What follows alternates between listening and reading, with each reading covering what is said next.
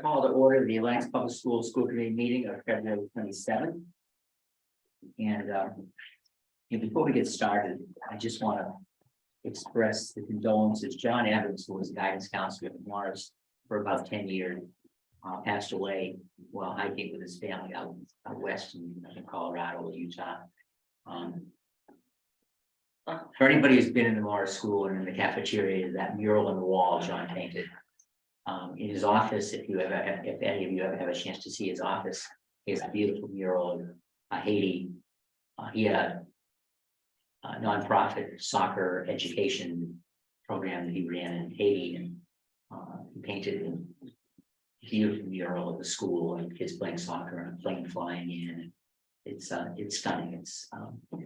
And John, I just saw him 2 weeks ago. I was hiking on the Burbank Trail across from his Outlook, and he was doing trail maintenance work. So he was a Renaissance man in terms of what he knew, what he could do, and I think it's a shock to me that 2 weeks after I saw him, taking branches off of the trail, that he not really. So anyway, that said, is there any more comment? Okay. And I don't have any correspondence. So we will get to the school committee meeting minutes February 13th.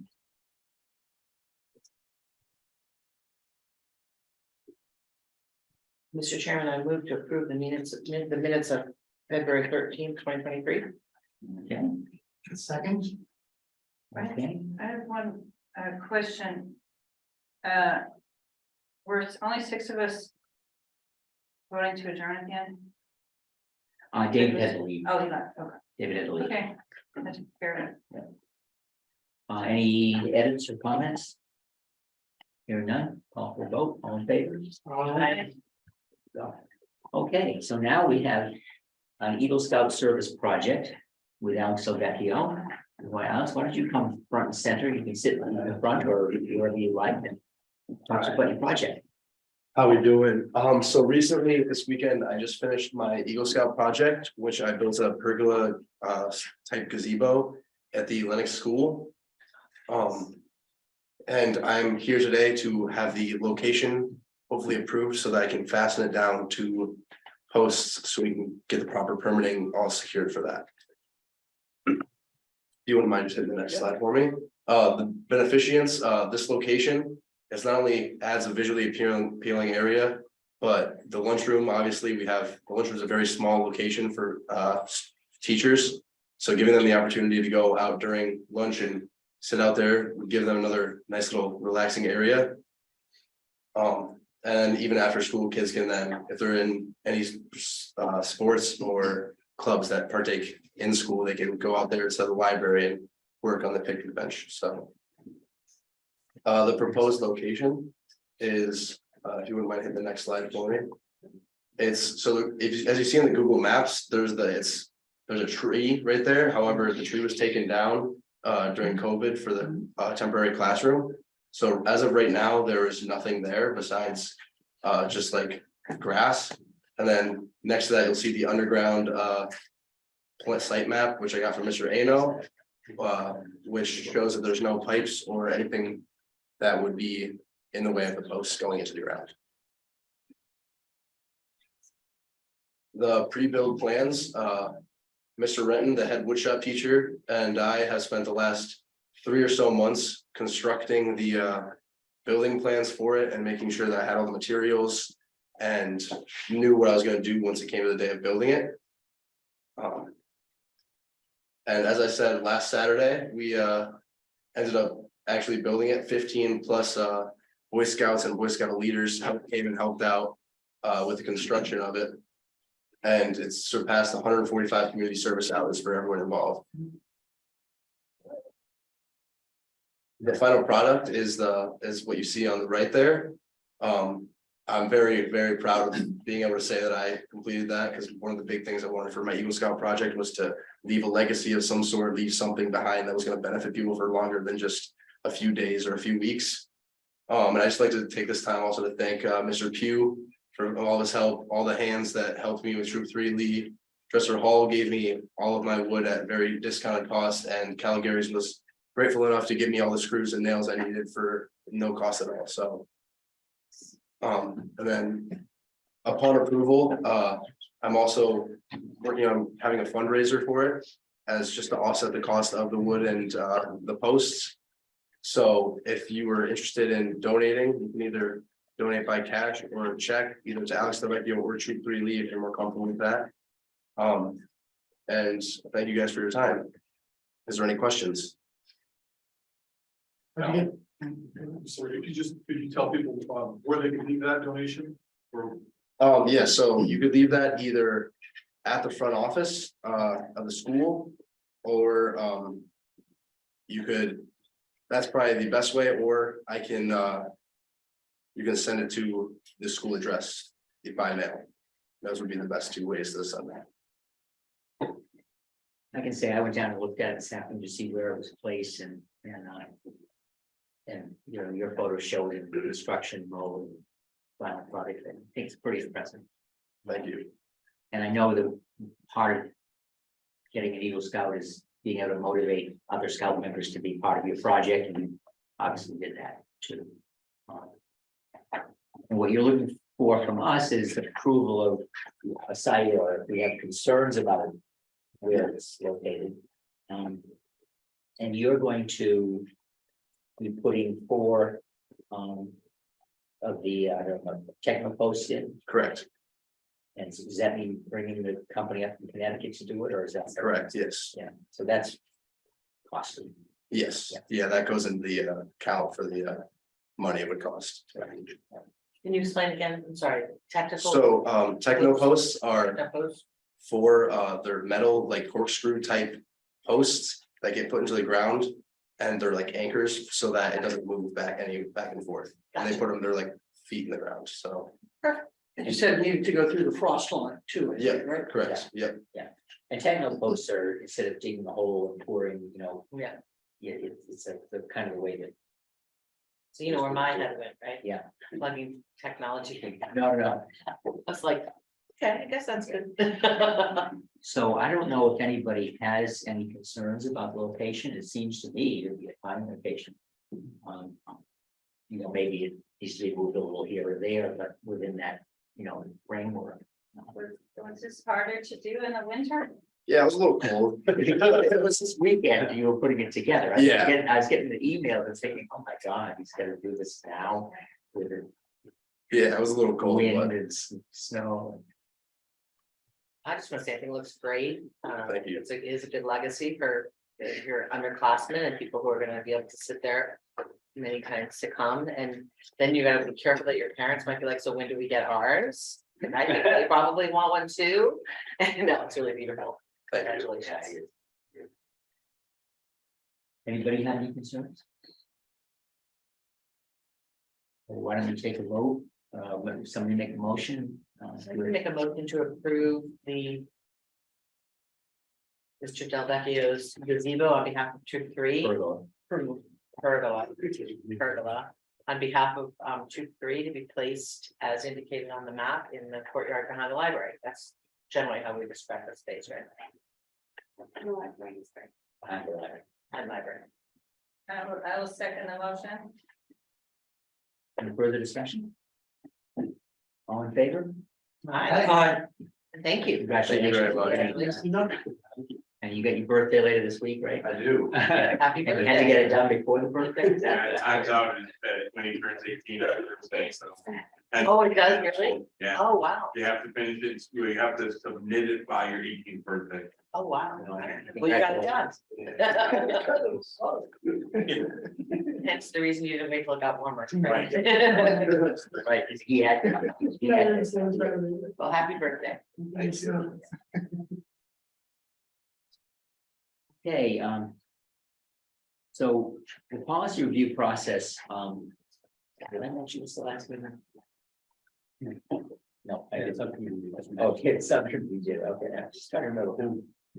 So Christine and Meg and I are the governance and leadership subcommittee, and we are reviewing policies with this upon.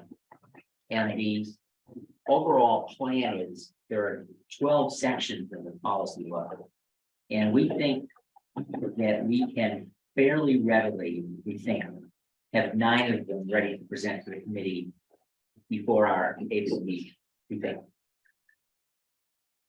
Whatever we have done, we'll present with the idea that these are revisions to policies. I don't believe they need the first and second reading.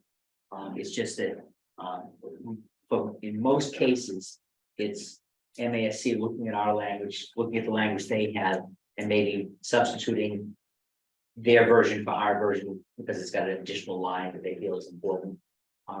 In some cases, they don't have a policy, that we have a policy that they don't have, and it's because they decided that they didn't need that one, but we can keep it if we wish.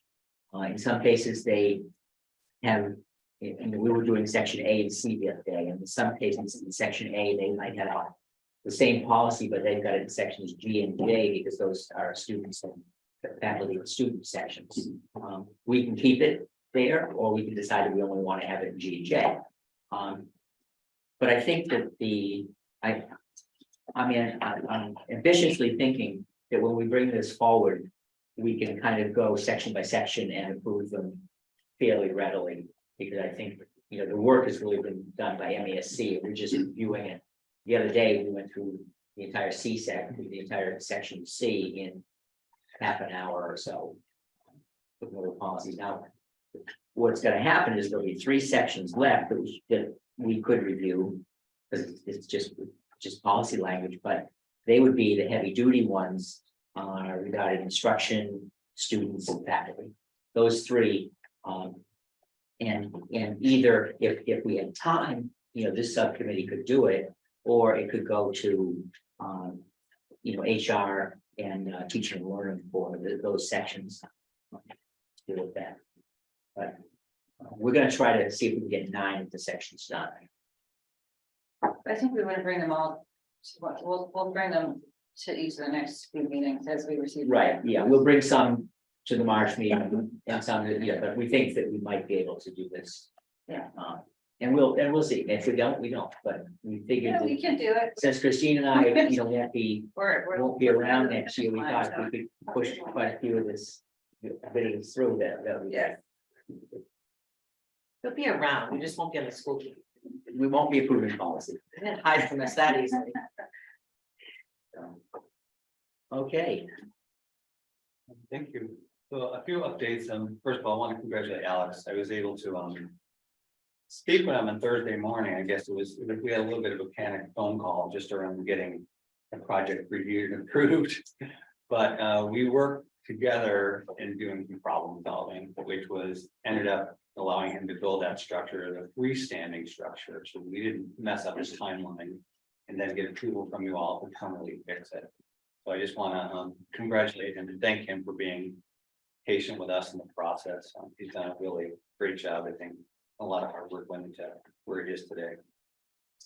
A lot of really just good news. I won't hit it all, but I got an update from Mr. Cody this morning that the robotics team has been invited and made the state finals, which will occur on March 4th. And so I think part of it was congratulating, part of it was asking for transportation, right?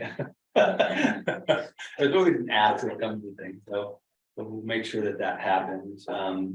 Chicago, our middle high school performance opens this weekend, and so we're really encouraging folks. They've put a lot of energy and investment into what we think is going to be a really tremendous set of shows, and launches on Friday. So we'd encourage folks to come out and support our students and support our community.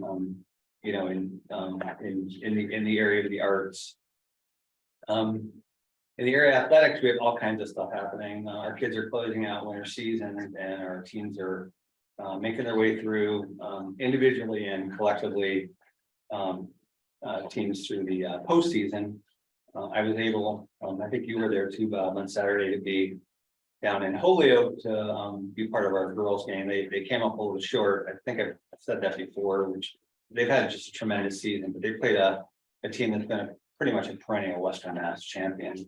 They were down by, I think, 20 points and brought it to within 4 you know, it was an incredibly respectable and strong effort by them. Yeah, So, they lost by 15, but the last 10 were foul shots Yeah. as we were trying to get the ball back, yeah, you know, but it was impressive to be 20 down and looking like they were out of it. And all of a sudden they were 5 down with the ball. You know, we've got our individual skiers going to states. We've got our boys team playing. So what happens is we have a Western Mass tournament and then there's a reset and a state tournament. So the state tournament is what's kicking off right now. So that'll be completed and then we'll head into spring season. You can imagine with the weather outside. On the Morris side, excited for Thursday, Read Across America is Thursday. And I know many of folks on the committee are going to be down there, including myself. Hopefully, you know, share their experiences, their thoughts, and how really enjoyable our reading period with our students. It's a great way to promote, you know, literacy and literature within our students. And I think it's always fantastic to have folks from outside the community, outside the school, come in and share their own perspective. So I look forward to interacting with those students. Our principal search, I know it's not on the agenda, but I just want to give you an update. It's kicking off this week. And that's for the middle and high school permanent principal position. So our committee will be convening this week organizationally. We'll be screening a candidate pool, identifying individuals to interview, and then you know, doing things like setting questions and dates for interviews, which will probably be in 2 or 3 weeks. Just want to give you all an update that is moving ahead. I have connected with Dr. Collins. He just has this habit of sending me really incredibly nice looking photographs of beaches and ocean. But the good news is that he did report that early next week he is starting to head north, is what he described.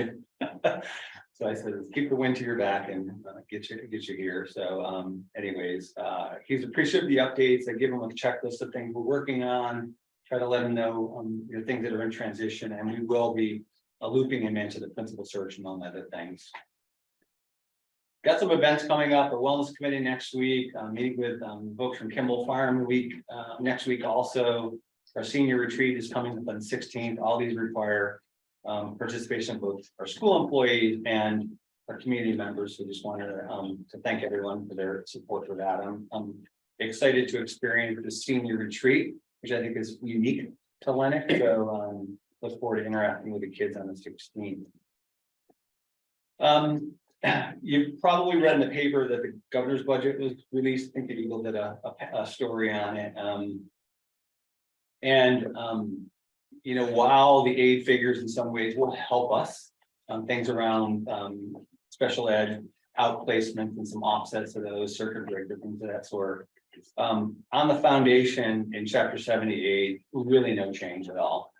We are going to be receiving the minimal aid that the state is distributing, which is $30 a student, which is actually less than last year, which was $60. So kind of a little disappointing there, but I'm just beginning to sort of do an analysis, obviously of Lenox, but also the entire county to see what the implications are. But all total, we're going to receive a little under $15,000 more in chapter 78, despite the fact that our foundation budget went up by about $600,000. So I share that just to share factual information. The community should be aware of what's happening at the state level. I understand this is just the governor's budget. It still has, as they say, the sausage will be made, and that will happen over the next few months, both on the House and the Senate and the Joint Committee side. So we'll see what comes out. And then finally, you know, I'm not quite at halfway, but I'm nearing it.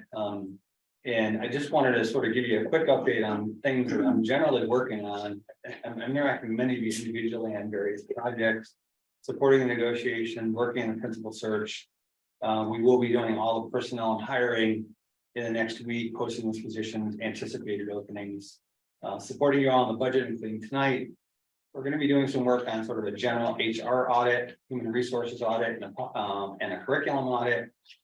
Obviously really happy that Christine and Bob are working on the policy, and I'll support you in any way that I can. I'm bringing that forward. Want to do a little bit of a closer look at the emergency planning work and sort of brush that up before Dr. Collins gets here. And then Am revisiting the strategic plan with the teaching and learning subcommittee. We put together a little bit of a grid, a matrix, just to help us identify kind of where we are in the strategic plan and revisit how we continue to move that forward. So again, when Dr. Collins arrived, we can sort of hand this stuff off as here's where we are. I'm trying to move as many things forward as we can. So I guess with that said, I am all set with the superintendent's report for tonight, unless anyone has any questions. Any of that. Okay, so the French field trip, Yeah, I'm actually not clear on this one, Jeremiah. I don't mean to put you on the spot, because I expected someone would be here to present it, but. I was a Spanish teacher. And we can table it if we're not ready. I know a little bit about it, but I'm not putting all the details on it. So why don't we do that? Why don't we table it until the next meeting, and if we can have the advisor be here to present it, that would be fantastic. Okay. That's fine. I can also try to get us some details and go back in 10, 15 minutes. The trip is scheduled for April of 2024. Because there's some time. I got some time. But you have the proposal in the packet, you can review it, and I just want to make sure we have the person who's sponsoring the trip here in person. And Yeah. make sure that happens. and Ms. Dupuy is usually there. Yeah. So. Okay, then we're at the deliberation of the FY 24 budget. And you want to do. Sure, yeah, I put together some slides just because I thought it might be useful.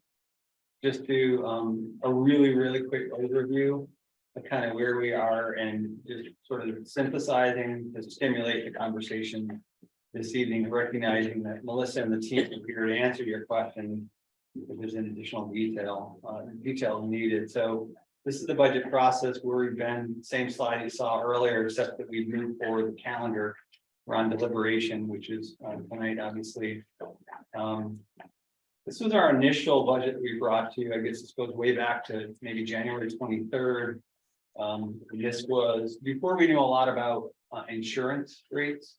So we did bring you forward a level service and a value add budget. Those two budgets really haven't changed a lot, but we did have some changes in the health insurance, which ultimately influenced the bottom line. And yeah, obviously you saw these big percentages, and that was something that folks weren't particularly excited about. But since then, actually, we've gotten more information in.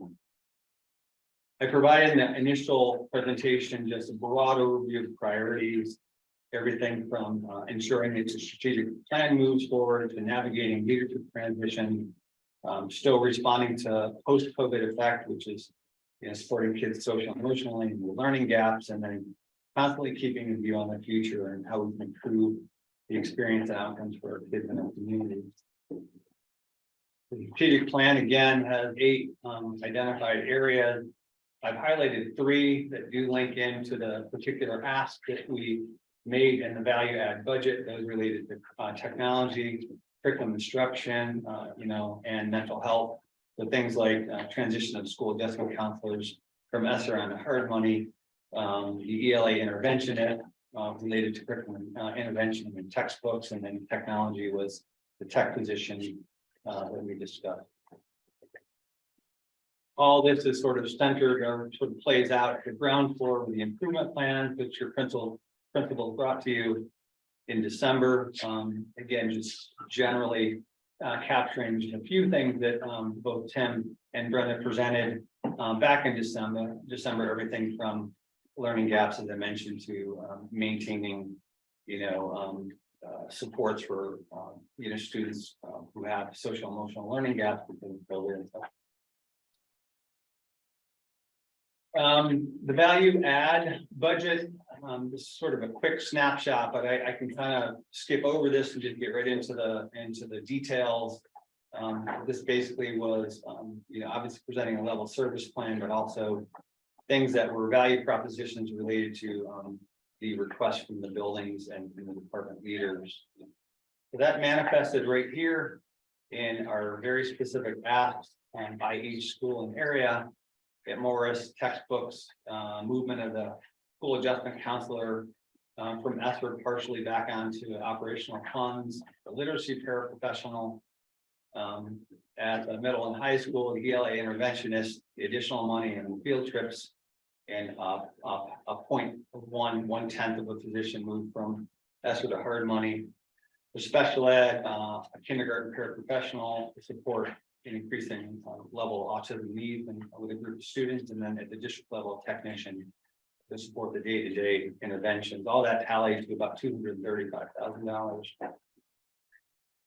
Also provided a revenue look, which really hasn't changed at all. Chapter 70 obviously is not even really noted here. But obviously that goes over to the town side, but there's no significant change here, but your revenues that offset the operating budget or your choice tuition circuit breaker, and then additional receipts. Also provided, just because we wanted the committee to know sort of where we have other revenue sources and grants, a quick snapshot of the entitlement grants and the special ed grants. And then obviously at the last meeting, we brought you an overview of capital appropriations and priorities. In addition to that, this overview slide just provided a little bit of an understanding of where we've been with the ESSER fund, the federal fund related to COVID relief, pandemic relief, where we were in year one spending, where we are currently, and where we're headed. And the reason I think this could be significant to the committee tonight is that you may make decisions that some of the money that we're presenting in the operating budget could be better served in the federal ESSER funds. So I just wanted folks to be aware that this money is still there, and while we do have a plan written, we have some flexibility and ability to amend to some degree. And then these are the budget comparisons. Again, when we updated the insurances, so the value add budget versus a level service budget, backing out the revenue and then ending up with these final tallies, which again, this was what we refer to as our current operating budget, which had reflected the adjustment in the health insurance. And so the 295 increase in the level service and the 498 increase in the value add don't change. What changes really are the benefits, which is when we were able to certify that the health insurance would be at a better rate than we had anticipated. And so this is the complete liability to the town. And then again, this is a list of positions that we have.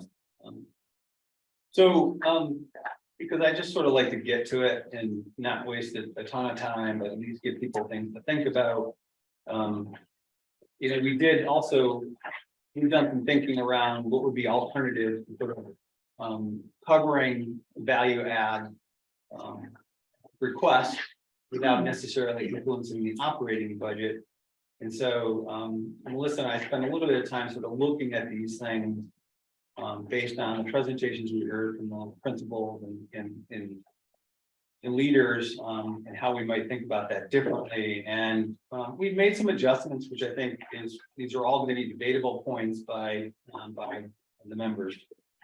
And so while we're not arguing that all these things go away, we are arguing that maybe there's potential shift in how we pay for them. On the textbook side, where we originally had $31,000 on the operating budget, we dropped that down to $15,000, recognizing that we would cover about half of it with either ESSER funds and or remaining FY23 funds. And so that would reduce the liability in our FY24 operational budget. Both of the ESSER positions, one under Morris and one under the middle and high school, we just left them in ESSER. And so we didn't have any liability to the operating budget.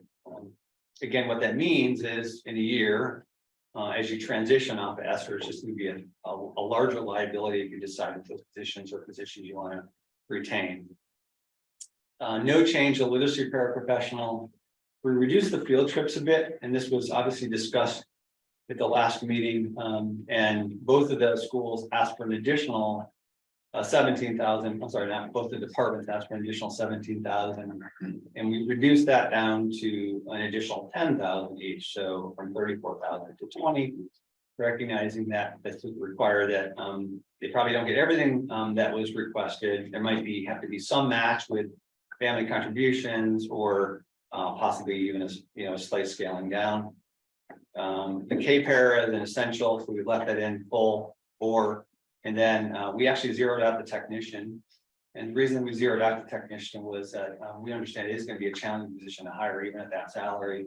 And so we would be willing to explore the possibility of contracted services. Just reminding everyone that when Randy is doing technician and printer ink cartridge changes, he's not necessarily doing the large systems work that we would prefer that he was doing. So we understand there is a trade-off there.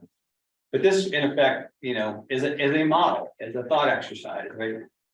Brings the total operating increase from 235 to 81.4, and that changes your new operating alternative, is what I'm calling this, down to a 3.72 increase with a 4.3 overall impact to the town if you were to fund the way I just described in the value add side. And I know I just threw a lot at you, but I put slides in front of you all so you have sort of some things to think about and talk about, and I can go back to any of these slides if you'd like me to.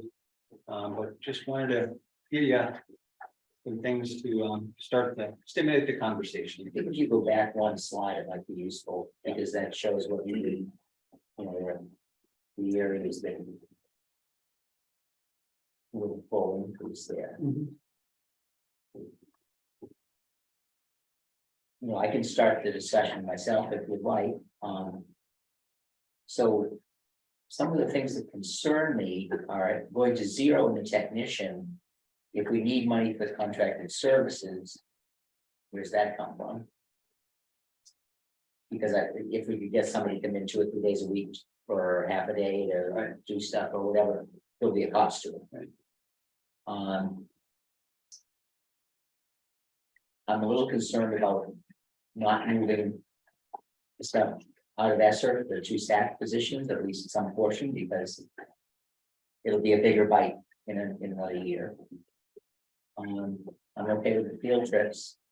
And I have concern, kind of ongoing concern about the ELA interventionist position at the high school, because I'm just not convinced that I know precisely how it's going to work. Not that I'm opposed to getting the interventions that kids need, but it sounds to me, as it was presented, as though it's really going to be someone teaching the 3 or 4 sections of 6th grade reading, and rather than being a full interventionist and working wherever is needed in mid school or high school or wherever. So I'm reluctant to move it to ESSER, because then if we want it in the future, it's a bigger bite. I was thinking of just cutting it totally and letting the new superintendent, wrestle with the issue. Or perhaps it can be articulated in a way that makes me more comfortable with it. That's, I don't want to not give the kids services, but I'm not convinced that that's not just, right now we're paying 3 or 4 people an extra period to teach the 6th grade reading. And that's why this figure is only 46,000. Because the idea is that this is going to be it's going to offset those 4 periods, 3 or 4 periods. And I just don't see that, because I don't really think it's an intervention. I think it's just someone teaching 6th grade reading. So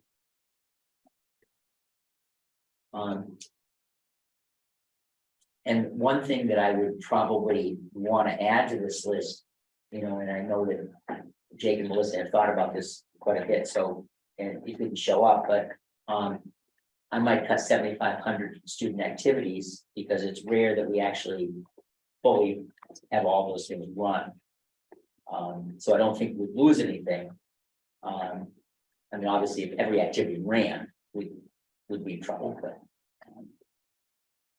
So that was my thinking.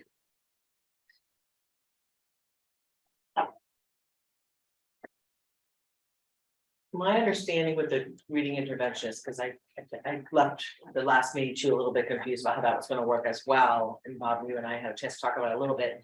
So that, I mean, I know, Jeremiah, you're still getting up to speed. Do we have any more information to fill in how that might work or what the, I mean, on the one hand, I'm very concerned and really do feel that intervention in the middle school helps to ensure or at least promote more success for students as they get into 9th and 10th grade, as things really ramp up, that if we ignore, obvious signs of kids struggling in the middle school, you just have bigger problems later. So the intervention, I think, is really important, but I did feel a little confused by how that was gonna work. I also do think if we're trying something new to intervene on something that when we saw the numbers, Oren called it a cliff, someone called it a trend. That's kind of what the point of the ESSER money is for. So if we bring somebody in to support student success in middle school, it may be that we learn some things and are able to do it. So to me, mostly, it seems like that's a really good use of the ESSER funds. But the question of how it would be working and how it would be helpful.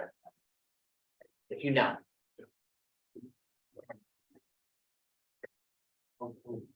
Begin by saying. Chairman, do you mind coming up? So it's a little hard with the audio. Thanks. So I am still getting up to speed, I appreciate Yeah. recognizing that, but at the same time, I'm, I have to speak to this as authentically as possible.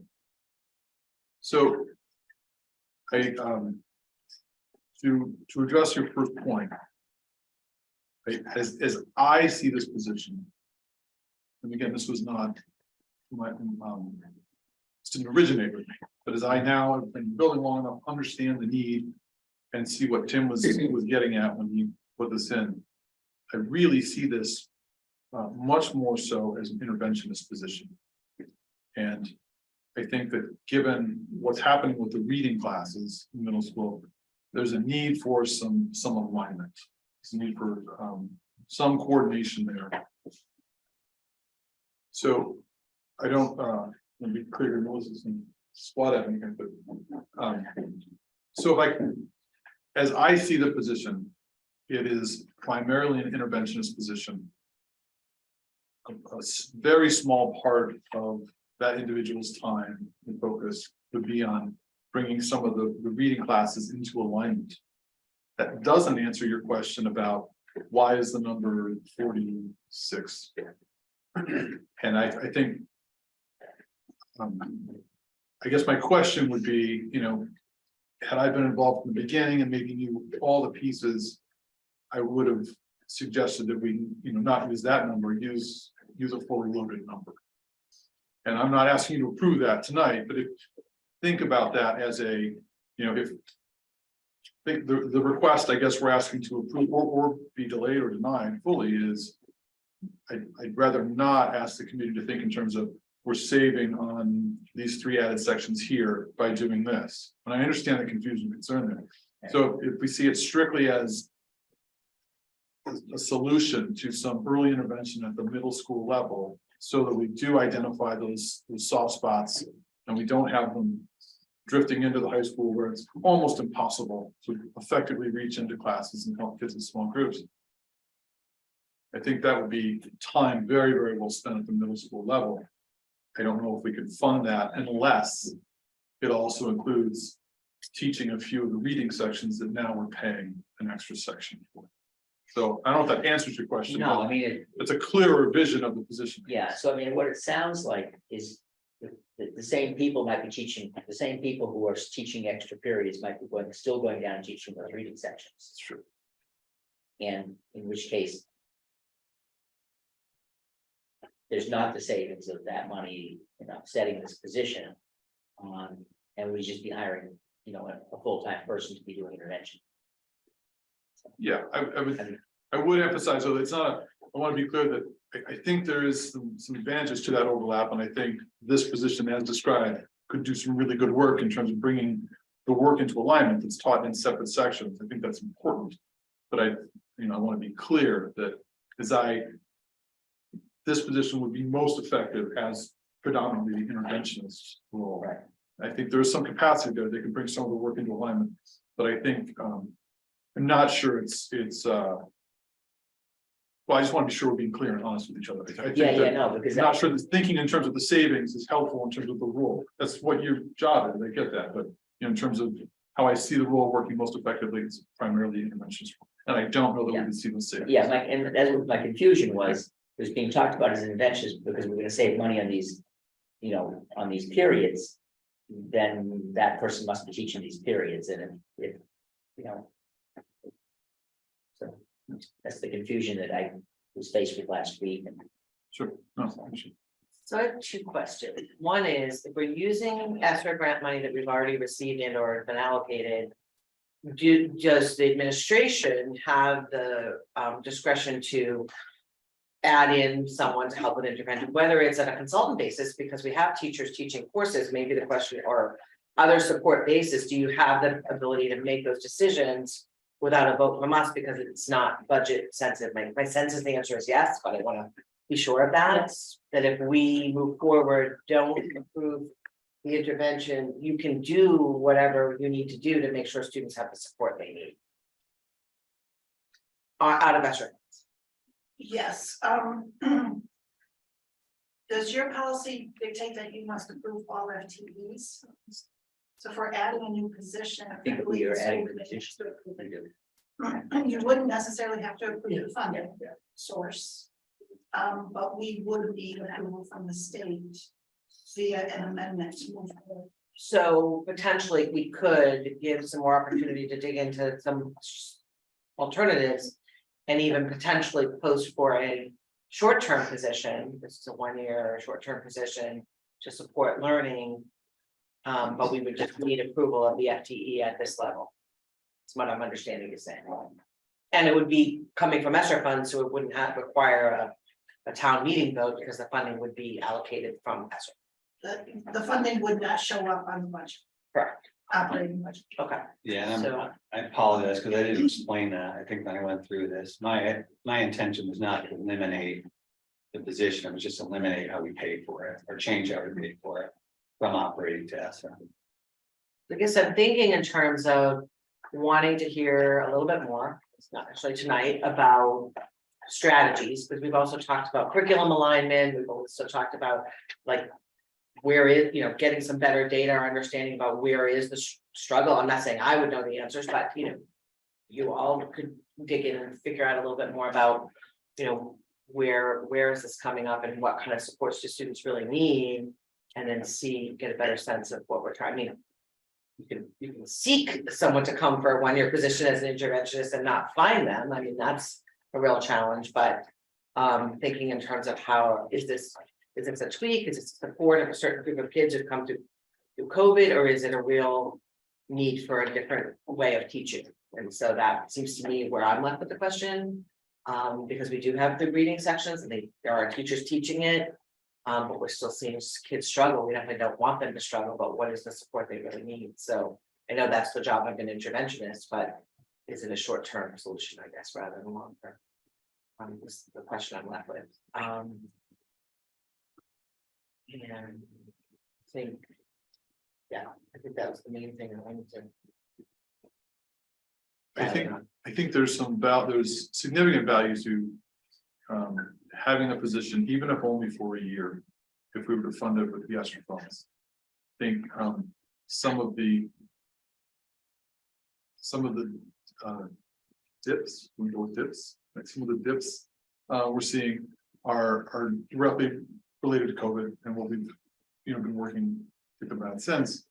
And I think that even only 1 year of interventionists really focused on ELA in middle school could do some meaningful work for our kids as they go into high school. I share your concern about it being posted as a grant funded position as opposed to but I think we'll spend the money for kids where we have the money for kids, and if that's only for a 1-year intervention position, we know that will be money well spent. We'll do good things for these kids. I share your concern. I want to be clear about what is it we're targeting, what data are we using to target that, and what are we doing, as opposed to simply throwing some money in the person at a problem. But we can have time to do that. you can do that. We can get some answers to your questions about what are the interventions we want to see in place and what are the results we should, how are we going to track it?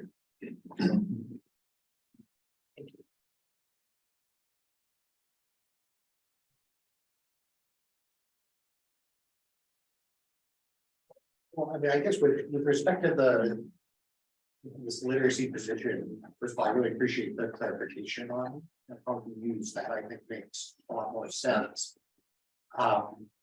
My takeaway from the discussion last time, and I apologize if I offended anyone by calling it a cliff. My interpretation of the chart was that was the point, was to see that it had been so dramatic. Whereas the conclusion of the discussion last time, if I recall, was no, don't look at it that way. This is a long-term need that we've had. Look at what those numbers were in 2018 and 2019. I think that's a fair summary of where we left the meeting last time. To be clear, there's no way I would return next year and say, you know what, the work is done. We don't need this person, right? There will always be a need for this, and I think. But if, when faced with, you know, do we put this in the operating budget, or is this something that makes sense to fund with ESSER money that we know is not going to be there for the long haul? My point is simply that I think it is important enough work to fund with short-term grant money that we know isn't going to be there. The need will always be there, right? We want to make sure that we address these needs as early as we can. But I certainly wouldn't say let's not consider funding this with ESSER funds simply because the need is ongoing. Mm-hmm. No, that makes sense. I guess I would hypothesize that thus far, anything that we have put into ESSER money has become established as a permanent thing, that the question is only how quickly are we moving it into the permanent budget. And so I would be open to us having a very frank conversation that we really are talking about a one-year position, and we're going to have a zero-based discussion next year about whether we want to add a literacy specialist.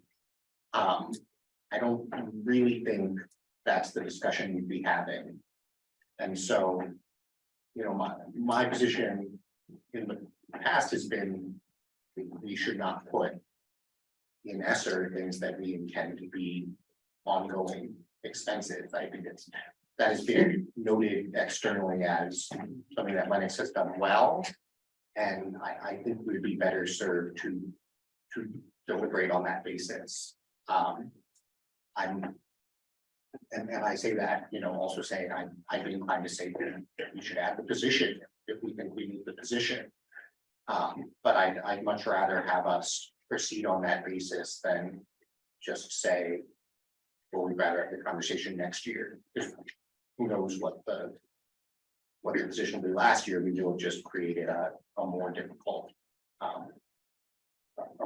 situation for ourselves. I have a question. With a position like this, what's the horizon really being able to measure the impact? Well, it depends on the metrics you're using, but I think you can see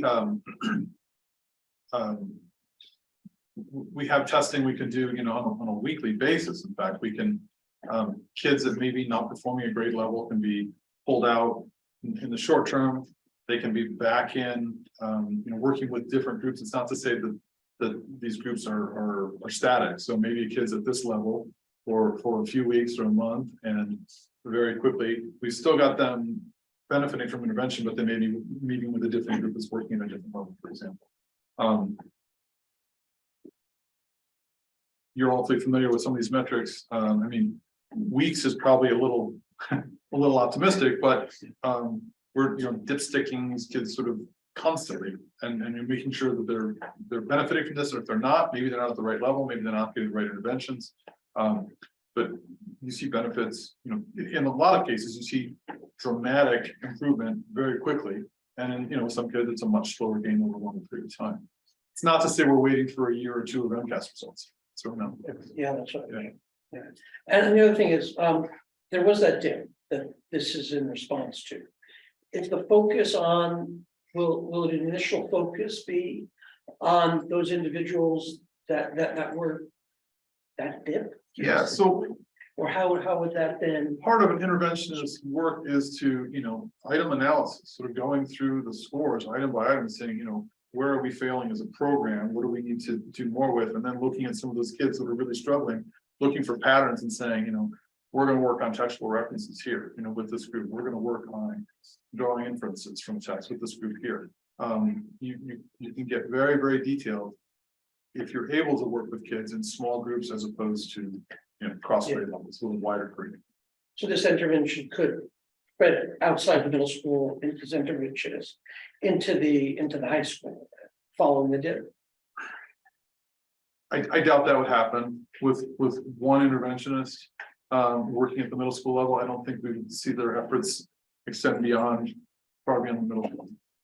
I'm just trying to think of the years involved and where those students are now. Oh, I see what you're saying. So That referencing makes that sense. point, yes, I see what you're saying.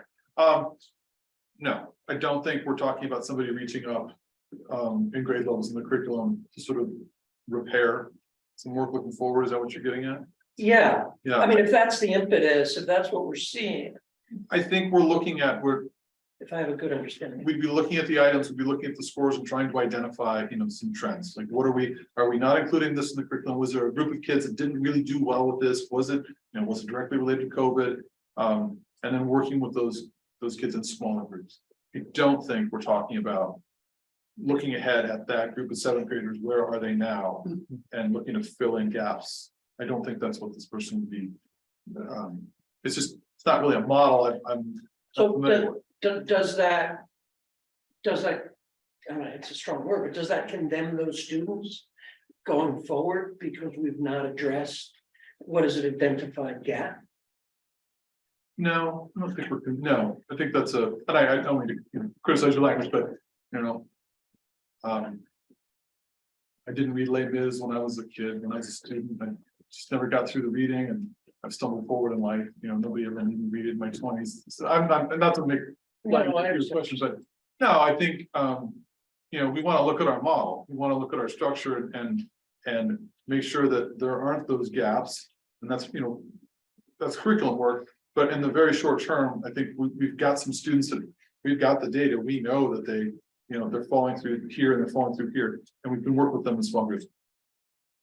I don't think it's realistic to think that we're going to look forward for those students that might have whose efforts might have been reflected in that data was presented.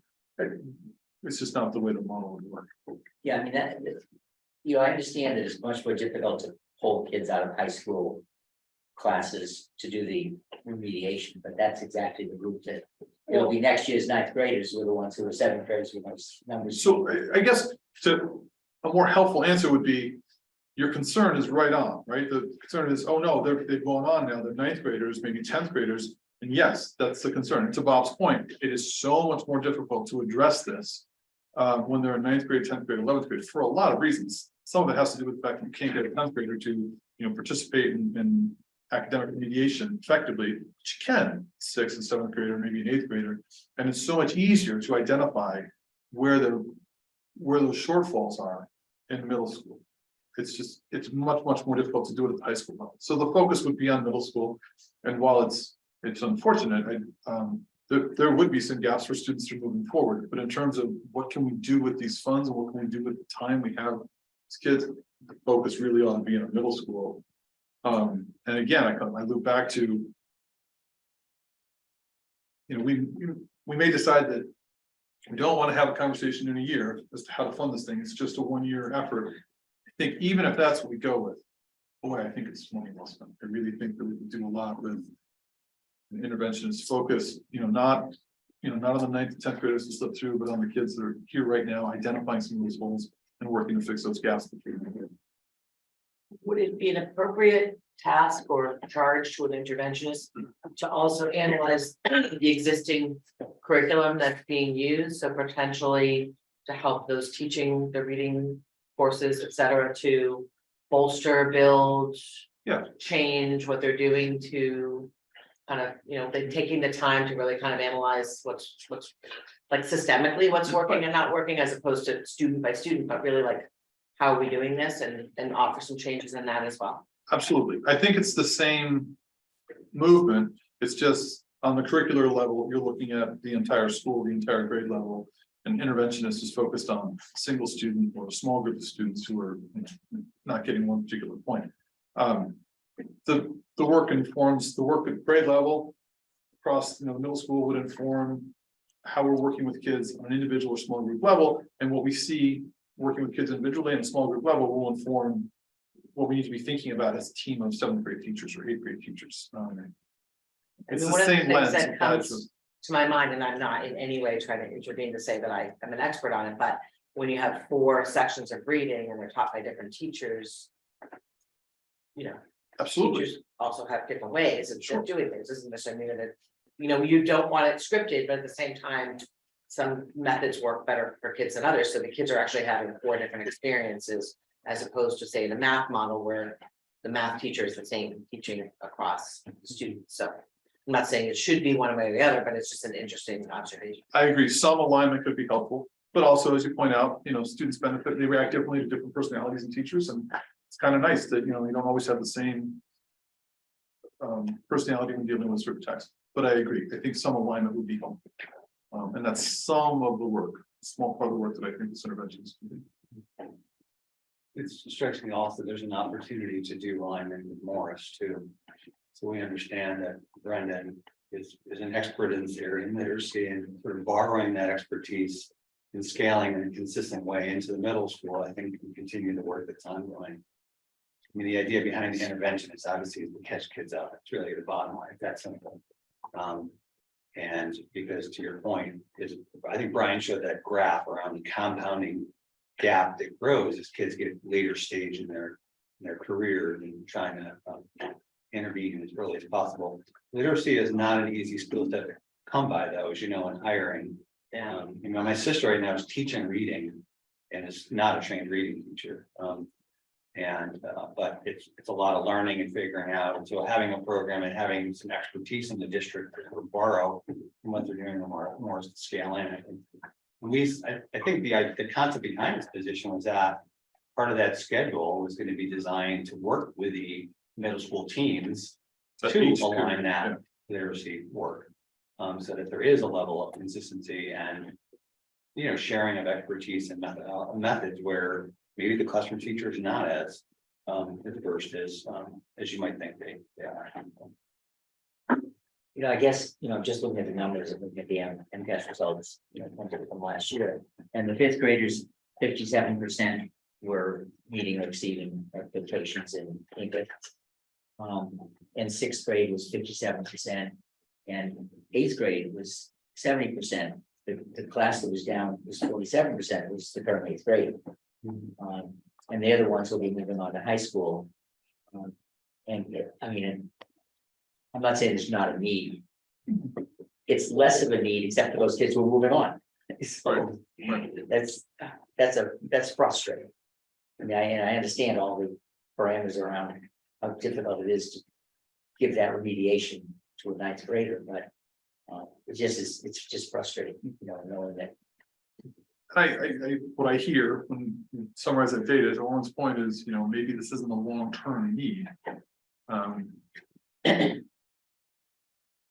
But I think the need is there nonetheless, even if it's just a 1-year shot. Well, I really appreciate David's questions, which I think get exactly the issue here, which is we're really having 2 discussions. We're having a middle school literacy intervention model discussion, which has nothing to do with COVID at all. And we're having a COVID remediation kind of acute need discussion. And this position, there is or isn't a great idea as a long-term middle school model discussion.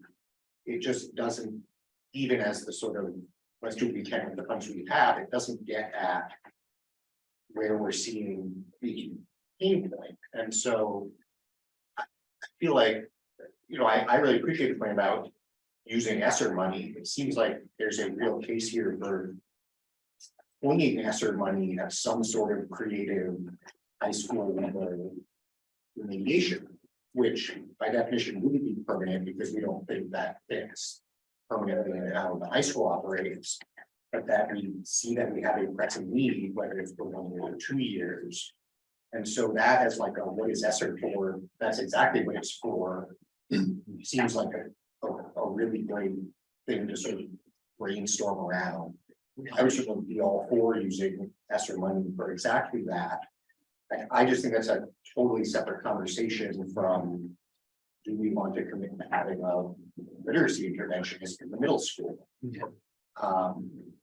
And that's the one where I think we should say either yes, we're confident we do, or we're actually not sure. It doesn't look any different than it did over the last, like, pick your time frame when this wasn't really on the list. In which case, I would say let's just put it on the table for next year again. There's nothing, whereas hiring somebody now has incredible influence on what we feel like to be deliberating about it next year. If we feel like that's not the highest priority need, we're not sure we have our exact grasp on the problem. We're not even exactly sure what the model would be vis-a-vis the sections we already have. Then I'd much rather say, let's dig in on coming up with some sort of ESSER intervention where we know it's needed and a great model, and let's have the conversation again next year if we feel like there's a compelling case for the literacy intervention. And I'm happy, and if I think there's the compelling case now, then we can do it now too. It just feels like all of the compelling case bullets are around the going into high school category and not really around what's going on in middle school. If, I appreciate that. I think that's an accurate portrayal of this, and there are two things we're talking about. I am, my understanding of the need for this position has less to do with the data, for example, that we just referred to. This has to do more with our current lack of any intervention at all. We have no intervention model in ELA in the middle school law. We have some math interventions. We have a funded position that we're working to hire for. But as it stands right now, we have no intervention model in the middle school in ELA, and that's troubling. I think our students would be more successful in high school if we were able to address some of these needs and bolster their skills in the middle school. But to say that that's not I certainly don't mean to condemn status quo. I think we do some wonderful things in middle school classrooms in a regular environment. But I think as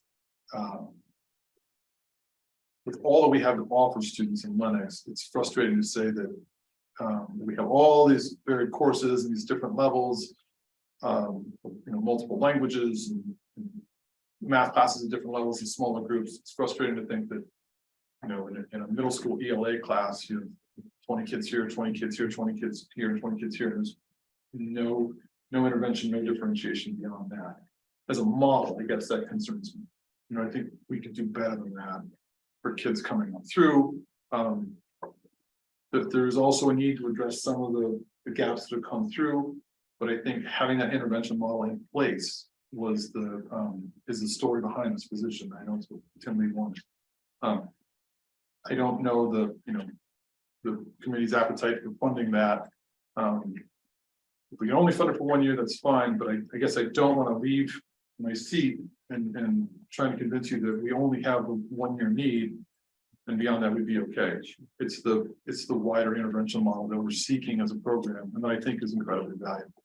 And I think, I certainly appreciate the analysis that Aaron laid out. I see it somewhat as a yes and not an either or. I think that having the money for ESSER to deal with legitimately struggles that students are having, creating and identifying it as a grant funded position for an interventionist, and also looking at the alignment of the curriculum and also looking at how we're dealing with the middle school schedule in a 1 year would give us the hard data that we don't seem to really have right now about how it's moved the needle and whether it's a short term, wow, we've realigned things, we've realigned curriculum and it seems to be working, and we think we can not have the interventionist, or no, now we really see the way this model can work, and we see the benefit it's had for kids, and meanwhile also help with the underlying things that we know are about COVID and help bring kids along.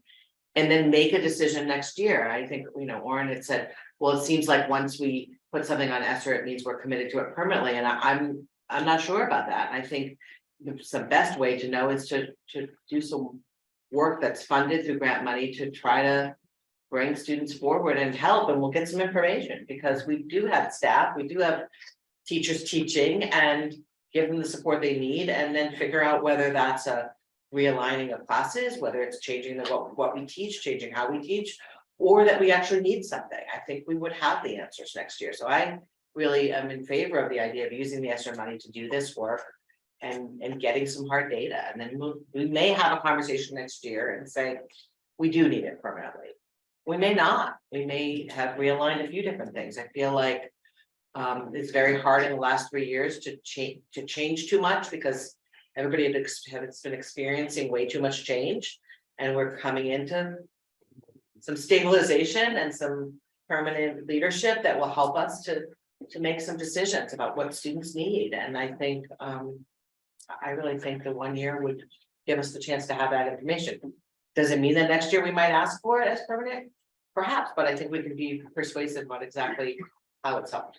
So I very much support the idea of doing it with ESSER funds and helping as many kids as we can, and then figuring out what we need next year. Yeah, We can't have a crystal ball on everything. Yeah, and it's very frustrating, because a lot of times, right, we all want to have the crystal ball and say, well, what are we gonna look like next year? And I think that data that we'll get from that year, if we do decide to fund it for a year with ESSER funds, will tell us exactly what we're gonna do moving forward, right? So my concern with kind of taking it off the table and bringing it up next year is that how many other kids are going to now fall behind during that year? It just kind of is like kicking the can down the road, so to speak. But I agree, funding it for a year with ESSER, and then we just, kind of looking at the data and then reevaluating would be my choice. And I just want to remind that the ESSER money as of today ends September 30th, 2024. So if you're going to put something in ESSER for 1 year, this is the budget to do it. Jeremy, what is the impact from the school's perspective? If this position is funded by the budget, or if it's funded through ESSER? Well, my understanding is, I'm still getting a sense of how the schedule flows, and it wouldn't be very different. We would, I say that mostly because the middle school model has changed almost every year. We call things by different names, and the schedule has flip-flopped a few times. So it wouldn't be, it would be inaccurate to say that if we had to set this up as a 1 year position and then it changed, it would be really trouble. That's just not the case. We could, it might affect who we attract as applicants, just because people will, especially a position like this, the first question will be, is this in your budget, or is this a grant funded position? But that doesn't mean that people won't apply simply because it's a grant funded position. It may be that if they have other options that are longer term prospects, they might pursue those. But that to me is the biggest difference in terms of what would happen in school. Would we schedule differently? Would we? No, I think the interventionist role, the way they normally work with kids is they're working with a pull-out model. And so the schedule would run the way it does, but they would be working with 4 kids, this period, and 3 kids this period, and maybe, 2 kids for half a period, and then 2 more kids for the other half of the period. That wouldn't shift our schedule in any meaningful way. Would there be any opportunities to like a push in model?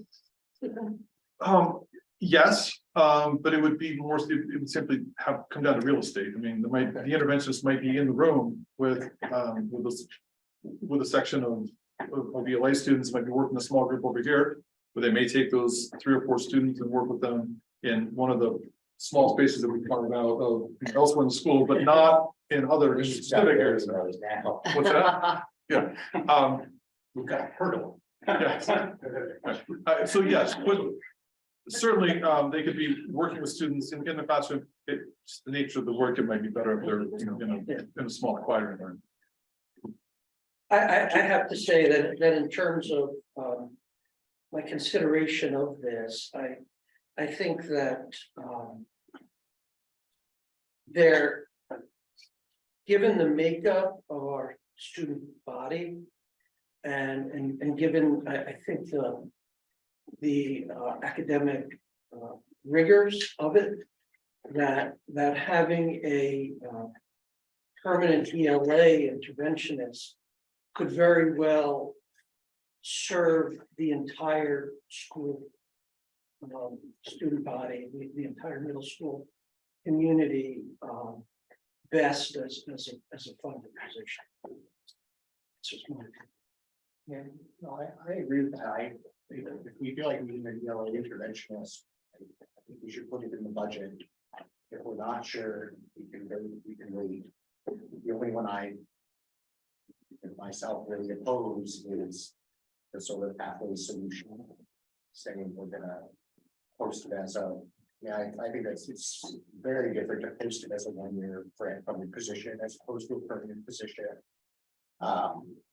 And I don't think it's how we should budget. So if this is a real need, we should say so and put it in the budget. I don't think we should put in that survey.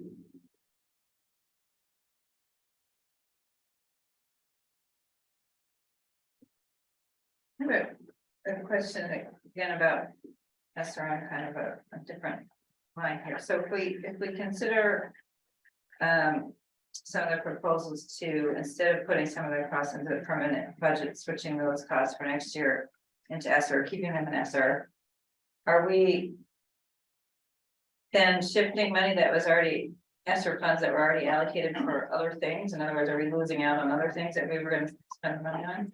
So the ESSER 3 grant was about $892,000. And a portion of that was set aside to install mini splits at the schools. That's not something that we have moved forward with, or there's been so many changes here in the district. That was an initiative with Mark. You can just say it's not something I'm excited about. Yes. Right? I was trying to go around that. Okay. So, we have the funding there that we can reallocate.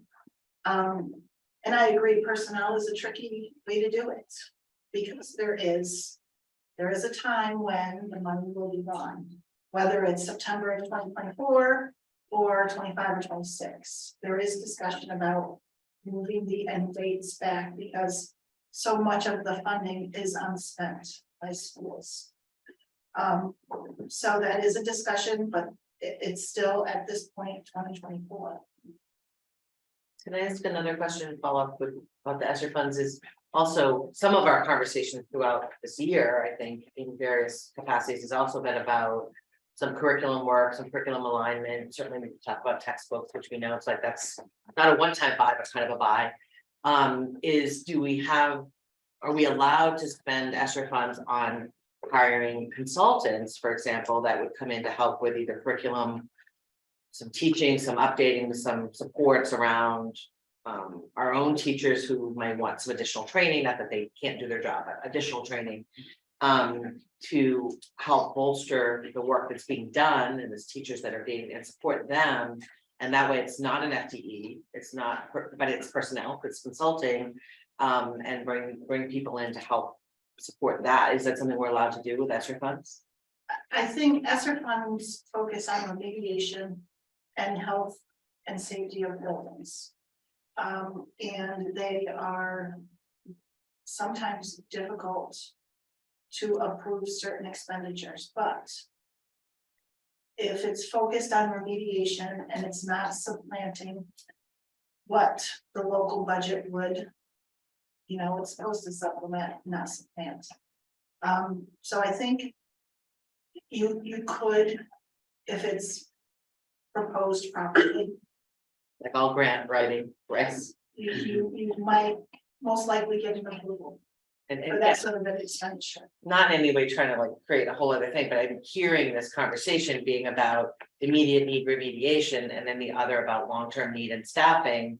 And thinking about the both and how can we support and worried about students moving up to 9th and 10th and, really having some consequences for those students that are struggling. How do we also support teachers in their skill set if they would like or need more training and intervention within the existing classrooms? And that seems to me to be another way. I mean, I might be talking about something that isn't available out there as far as consulting work, I don't know, but I know there's a lot of organizations. I certainly sat in on a couple of sessions at the MASC conference with organizations that they've left in a building and begun to do broader work around supporting education in different ways.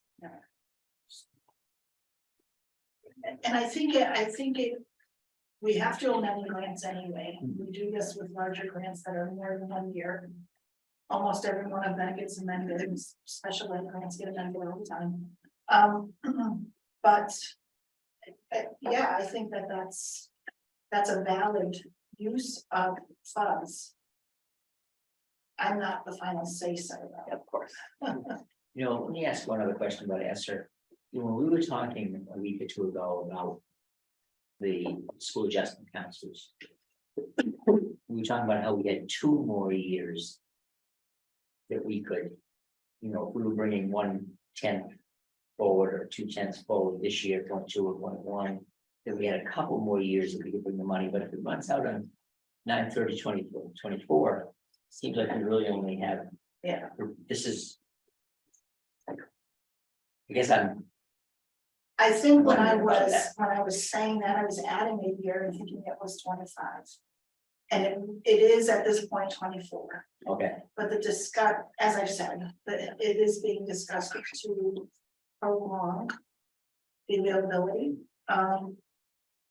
But that was for some reason I was thinking 25. okay, all right.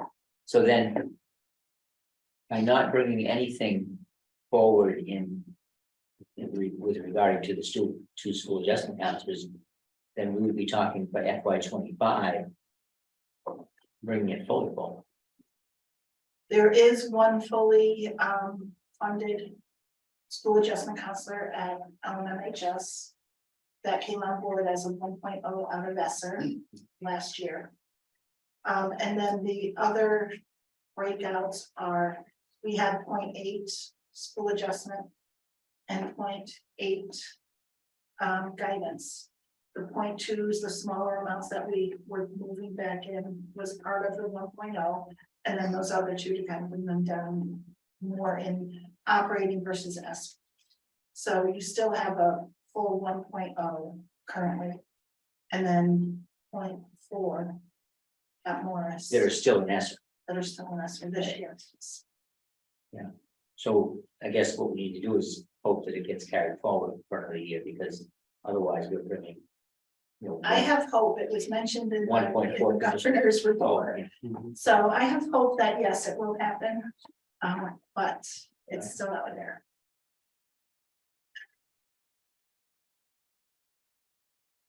Anybody want to address any other issues? I just say 2 things. One is that I know that I threw at you a sort of a third option tonight, right? An alternative set of options. That was not necessarily to back away from the proposal on the current, which was to fund the ELA interventionist on operating money. But I wanted the committee to understand that you had an option to move into ESSER if you felt strongly enough that having a pilot year would be, worth potentially investing in.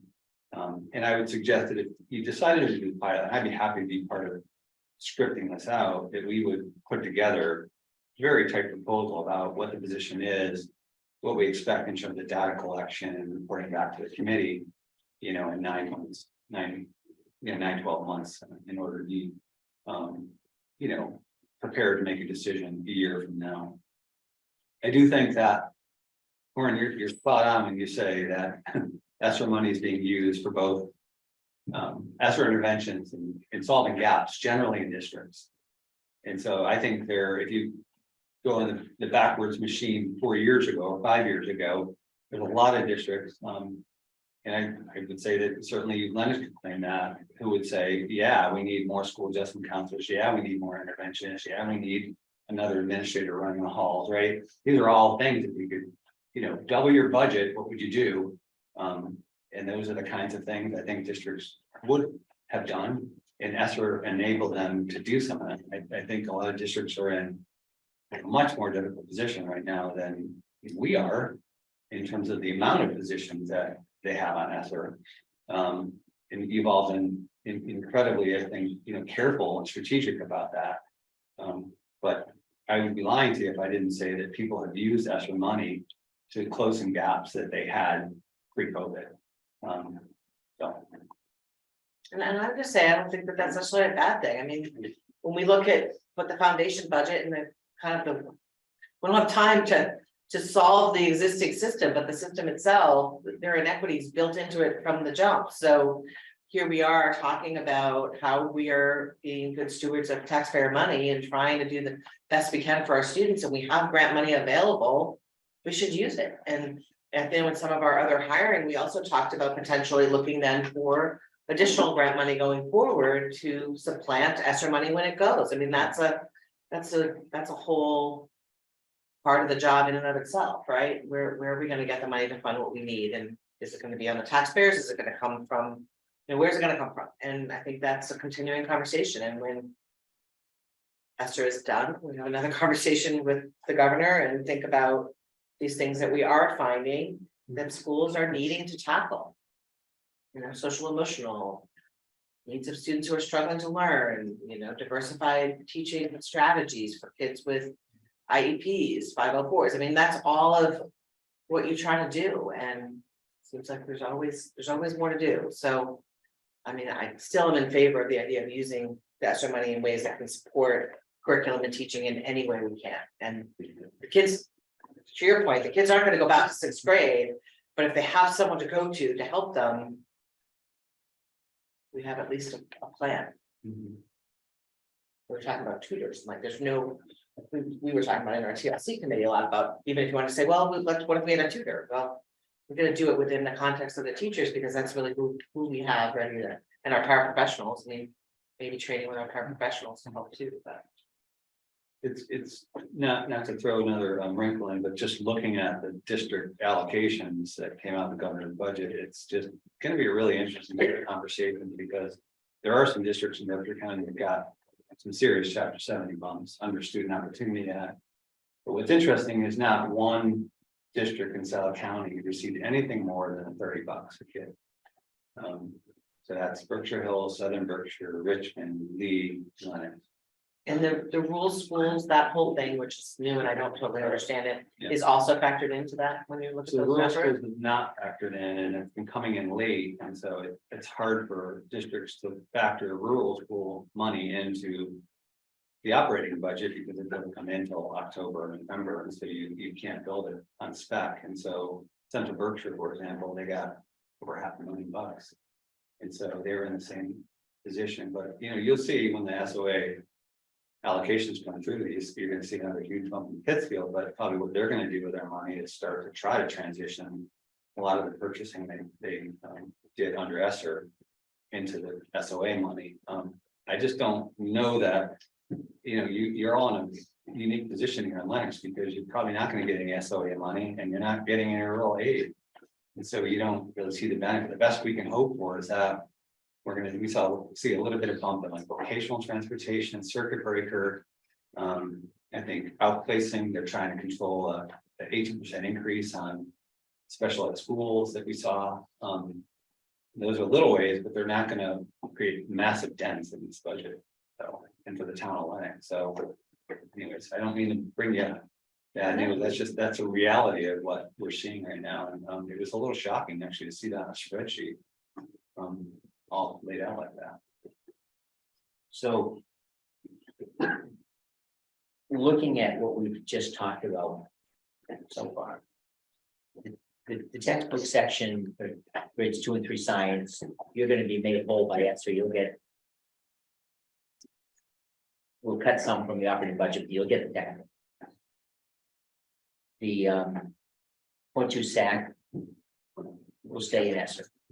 The 0.7, Sorry, Bob, just, I wanna make sure I understand sort of what our process is here, because that's what Jake has here as alternative. I don't know that that's actually I don't think that's necessarily his proposal. no, it's not for us to figure out. Right, well, anyway, so I would say, I don't want to see SAC elected as.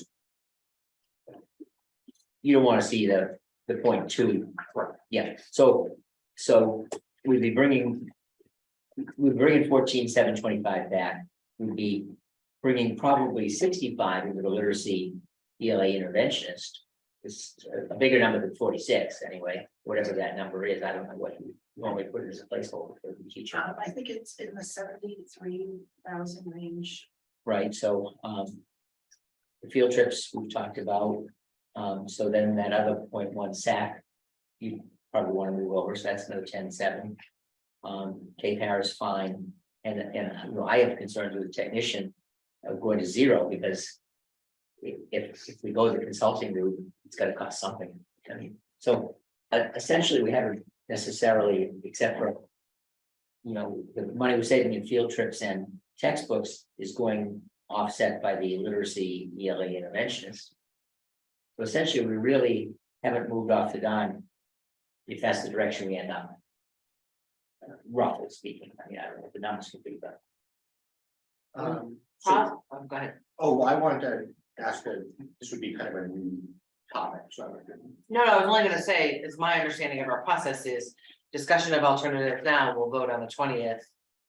There could be something else brought up at that point, of course, until we vote, but that. we want to give, the we vote. want to give admins the direction. Yeah, no, I just wanted to be clear that ultimately vote would make the decision, but we're still throwing out scenarios. Okay, sorry. No, thank you, that was helpful. So this is tangentially related to the interventionist, but it goes to the additional sections question. And I talked a little with Jake and Melissa about this. Since last time that this is all in the level service, it doesn't show up as kind of part of the value add we've been talking about. But the budget calls for adding in a number of extra, what's called additional sections. Meaning having teachers teach courses beyond their typical load, so that we can offer more courses at the high school. And this was a key thing we worked on as part of the Unit A negotiation last year. In various ways, increasing what the teachers were going to teach as part of their base load. And as a result, last year, we needed roughly 5 or 6 fewer additional sections, which reduced cost by about $30,000.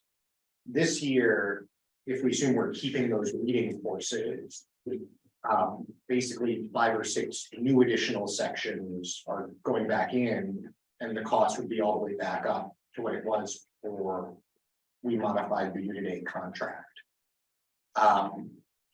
That is a concern of mine. I think if I were to sort of translate to operations, it means implicitly just offering an extra 5 or 6 courses at the high school, for which we just have to pay the existing teachers to teach additionally. And so, you know, I think that we should almost think of that. I certainly understand why it's in the level service rather than value add, but we should almost think of that as a value add choice that we're making. Because the alternative is just say, no, we're not going to do that. We're going to offer essentially comparable to last year's number of courses. And, you know, in part that would come with significant cost savings. It also goes to issues of schedule complexity. And it also goes, I think it was very interesting during the Unit A negotiation. One of the reasons everyone on both sides wanted to focus on it is it's really not optimal to have teachers teaching courses beyond their basic load. Basically takes their prep period. I mean, there's a reason their basic load is what it is. And so my view would be that. Can I interrupt? Yeah. I'm just getting a little nervous. Negotiations, I just want to be clear because we don't have everybody here, and negotiations is a conversation that typically occurs in a confidential setting. Ultimately, what we ended up with in the contract is the contract, the document is the result. So I just want to be really careful about, and I understand you're being generalized, but about whether or not it feels a little outside to talk about, well, our reasons for this and their reasons for that, and this is why we're doing it, because that to me feels like we're talking about confidential communication. So I just want to stop and kind of say, the idea of whether we're adding sections in that were taken out, I think makes sense. And the contract is what the contract is, but when you're having give and take and rational conversation within negotiations, I don't think we should be sharing it in this way. Especially not without conversation with the team, you know, the LA team. So I guess what I want to say is if the conversation is the contract provides this and what we have in the budget provides that, I think that's perfectly appropriate and with parameters, but rationale and discussion, I think, is stepping over a little bit. Okay, totally disagree, but regardless, we are where we are. And the issue I think for the committee to consider is whether essentially we want to think about that. What I think is a budget choice to expand course offerings at the high school in that way. Or would want to aim for, I think from an apples to apples perspective, it would look more like what was offered this year. So that, just to get to that point, the $30,000 approximately that represents additional sections that are being taught this year. Or they're not being taught, and there's $30,000 in this year's budget that is not being spent because they're not actually being taught. Did that make sense the way I asked that? They are being taught. They are being. They are being And we are not paying for them as a result of being today. So if you were to compare last year to this year. Roughly speaking, the same number, stop me if I get this wrong, roughly speaking, the same number of courses are being taught. Fewer of them are considered an extra sessions. And therefore we are not paying additional money for them to be taught.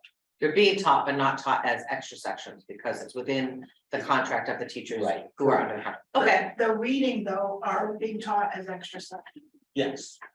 So so others are not being, others are being, maybe there's a supervisory responsibility that someone has to do, that's not being paid for. okay, so the $30,000 represents additional sections that would be taught in the next coming year that are not currently being taught, but they're being proposed. Right. And the only thing I would want to know about that, and again, I see the point about, you know, what's being taught this year versus next year is one of the things I know happens sometimes is students end up with studies because of the way that things go around. You suddenly have their students that have 2 studies. They would take a comprehensive class. Sometimes when we do the half semesters, right? We do the 0.5 credit courses and they rotate around and that's in the electives. But you have students that aren't finding anything to fill their schedule. I'm not saying that that's currently happening, but it's a question I have about whether if are these additional sections being proposed to resolve that issue. I think the point about $30,000 makes a lot of sense, but I just would want a little bit more background about why the additional sections, what are they going to do for students? So the additional sections, as far as ELA is concerned, are for reading. I will speak more on. But those are in this year's budget already, right? Yes, So they're not in the this year, but in the 24 budget, they were basically reallocated based upon a conversation with the previous principal, that the reading would not be necessary. It would be reallocated to this full-time 1.0 position. But that's not the case. I'm sorry. So so the extra sections would be for the, would be if we did not have the interventionist. And now that we may have an interventionist, we still may have those sections, is that it? Yes, Yes. yeah, that's what I've been. Yes. That's where I'm a little confused. It is. That's why I am confused. Yes, And I'm sure there's others, because I can't be 5. there's 4 reading sections. And 1 other section that's taught in English. And I'm not, it's a subject area, it's not reading. So the 4 reading sections are the ones that in the proposed preliminary budget were moved into the 1.0 interventionist. So that's why the cost for the interventionist was only at 47. So you take the 4 reading sections at 5,700 each, add it to the 47, you have a full 1.0 salary. But the interventionist is not handling the reading courses. So that, if we follow the model we've done, will still be necessary. So then you have a 1.0 interventionist somewhere in budgeted in the $70,000 range, plus 4 sections of reading that are not currently budgeted. are not currently budgeted. Right. They're budgeted in the 1.0. So my thought in raising this was to suggest that we ask to look at next time this chunk of expense essentially as a value add element and just say, you know, well, I think we're all agreed regardless of what happens with the interventionist, we do need to put those reading sections back in as a baseline. And so let's just look at what is the additional cost for, you know, if I'm trying to look at it, if there's going to be a couple of extra world language sections, a couple of extra science sections, at least one extra art section. Just, you know, what are these and why, and do we want to do that or not? Those are concerns I had, because I noticed that the extra sections budget was going up 16,000. And that didn't even include. And that's without these the- 4 periods. So it seemed to be going the direction that we were trying to deal with the negotiations last year. But there might not be anything else to say about that, but I want to raise it. I'd like to really talk about field trips and technicians, but I just went if anyone else wants to. All right. Probably why I didn't know why. Field trips. So the field trip line, I know Jake had as one option moving down from 34 to 20. I guess as a starting point, I just want to make sure we're all on the same page in terms of how much of that 34,000 is aimed at the Washington, fully covering the Washington DC trip. My understanding from the budget book is that it is essentially entirely for the Washington DC trip, because it's 17 for each of the 2 departments. Almost entirely. Okay. And so if that's the case, kind of doing the part way doesn't make any sense, at least to me, because if the premise of funding the full thing was to have funded the full thing and gotten rid of the need-based knowledge and so forth, if we do it part way, we are spending more, but still have all the problems of people needing to seek assistance. And so in my mind, this is much more of a sort of all or nothing. Do we want to basically pay the full cost of the Washington DC trip or not? So that's sort of an initial point, and then secondarily, if that is the question, I guess I just feel very strongly that we should not, and you know, we have a long principled argument about it, but as maybe an easier way to think about it, you know, we have literally every time someone has come before this committee with a field trip for the last 2 years, asked the question about do we have funding if people need to ask for it? We've had whole discussions about, do we want to put money in the budget so that we don't have to ask that question anymore, so that we know there's always funding if people need it. And no time did any of us raise or suggest, well, actually what we should do is just pay for the full cost of stuff so no one has to ask for the help if they need it. That's just a totally new thing. And if that were what we've been wrestling with and feeling like was the real need, then this budget item would make sense. But it's not. We've always all assumed in all of these conversations that our obligation and what we felt really committed to was making sure that we did have help for anybody who needed it. Not that we wanted to make sure nobody ever had to ask for help if they did need it. And I think that that second step of saying, for the sake of no one potentially needing to ask for help, we should essentially just ask somebody else to pay for everybody's trip to Washington.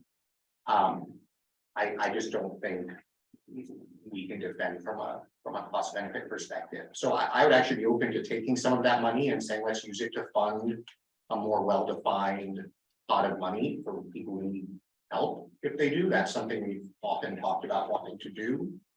But let's just cover the cost of folks who can afford it and have never asked for help. It really strikes me as sort of out.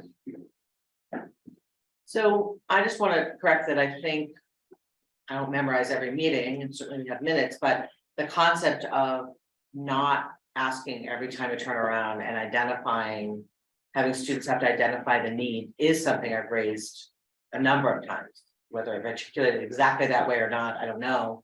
But the issue of equity to me, that's built in. I do think that there is a difference for some trips that I think, think about are sort of a luxury, the European trips or things like that. Are they a wonderful part of experiences for students? Yes, they are. I think the Washington DC trip is very different because it's very, very based in curriculum.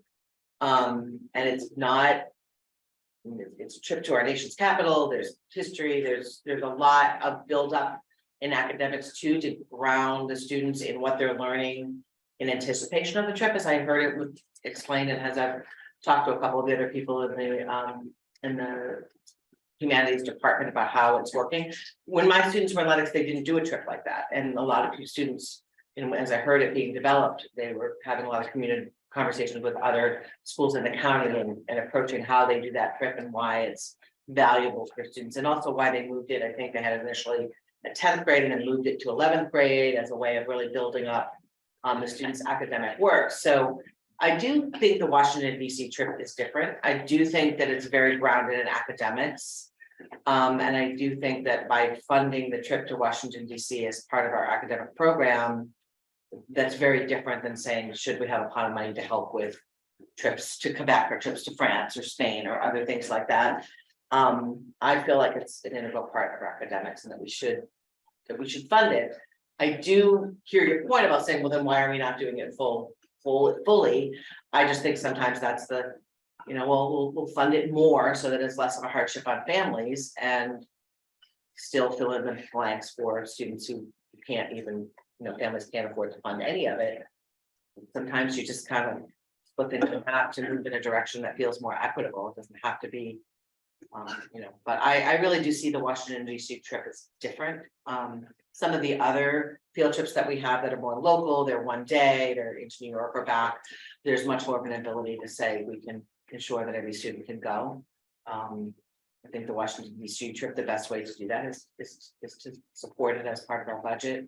In the same way we pay for other important academic tools and support systems. So I think the trip to New York that the humanities does is probably part of this 60,000 between the two departments.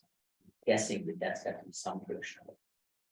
Yes, it's not entirely DC, you're right, that is the biggest cost. DC. But all of the students, so the difference is the New York trip is for certain humanities students. Not all students are enrolled in the program that goes to New York. It's primarily the honors level. It's not a grade level. That's correct. Right. So it's like that's not. Whereas the combined department trip to Washington DC is all students across the grade of 11th grade.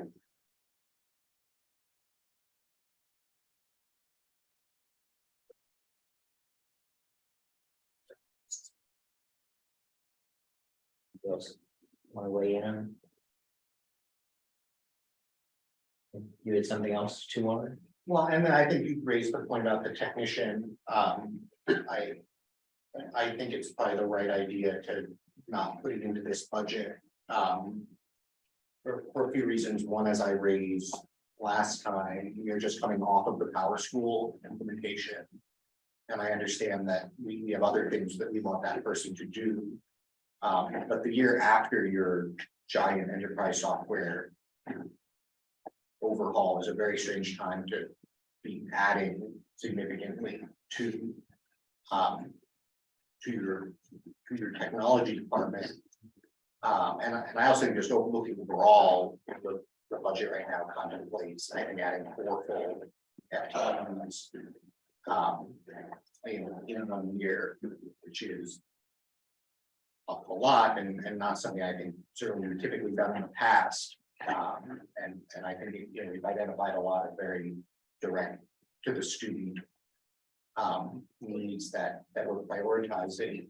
This one certainly feels like the lowest priority of them and the one that we're best able to sort of start with a little bit with something like Bob suggested, like contract services. So I think Bob's probably right that we should put something in the line item rather than 0.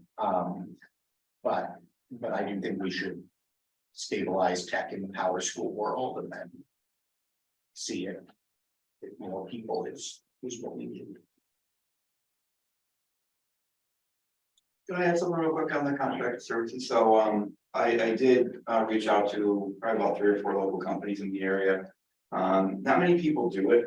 A contracted service where they would supply you with someone for a certain period of time.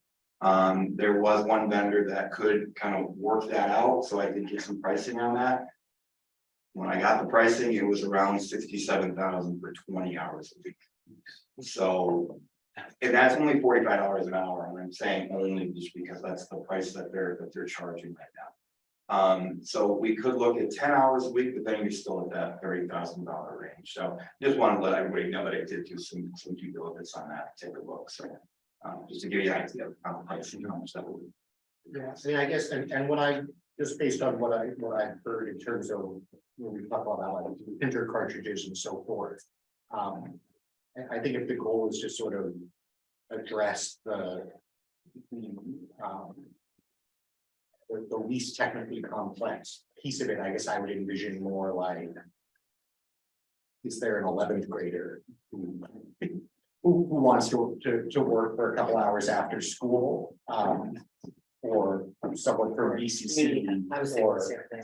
I wouldn't even, I'm not surprised that actually that's to the point almost cheap for that kind of outsourced IT model. I think the idea would be more if there's some of the easier stuff we want to clear off your plate quickly. Let's sort of start there, and I think there are probably some simple ways to. Yeah, and we've always thought of that model for as long as I've been in tech world for, at least when it comes to school systems, is trying to get some kids involved. And one of the biggest issues that happens is a majority of the time, not so much printer cartridges, because that's pretty much the least of my worries. It's that they need like an admin account to really do things within the computer systems to help with whatever it possibly could be.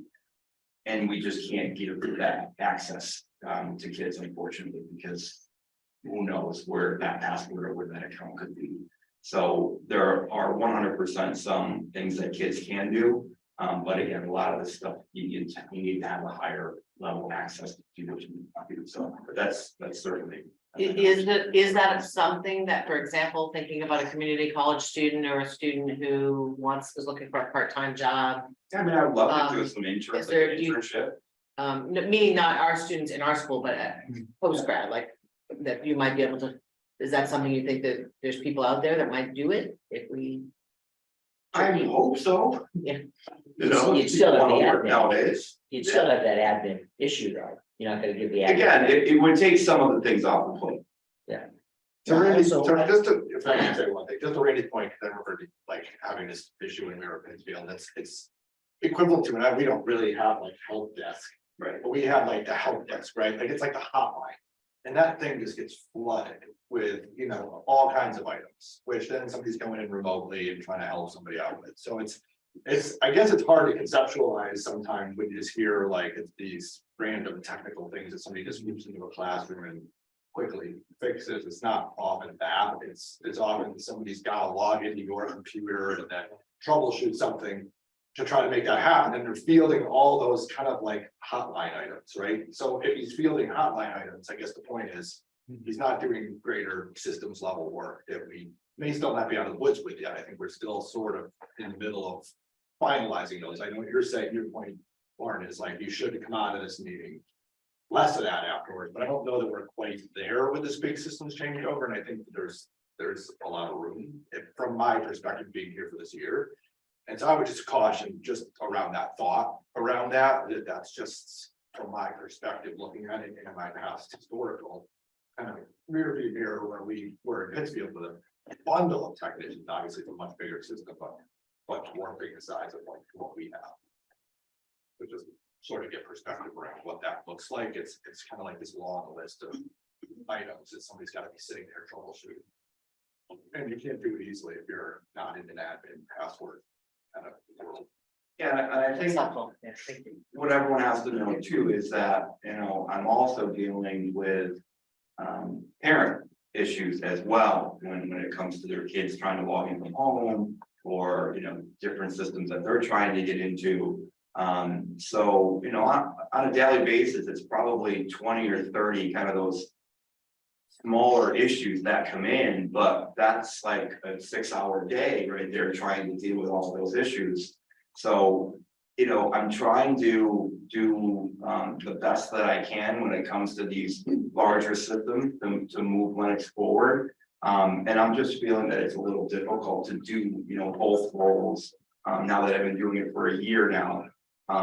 But I've been doing it and it's possible. But I just also don't know if I'm doing the best job at it because I'm trying to just get things done more than really spending the necessary time on it. So I certainly agree that this was a big ask, but I did want to throw that out there just so everyone was aware of sometimes that this position doesn't happen.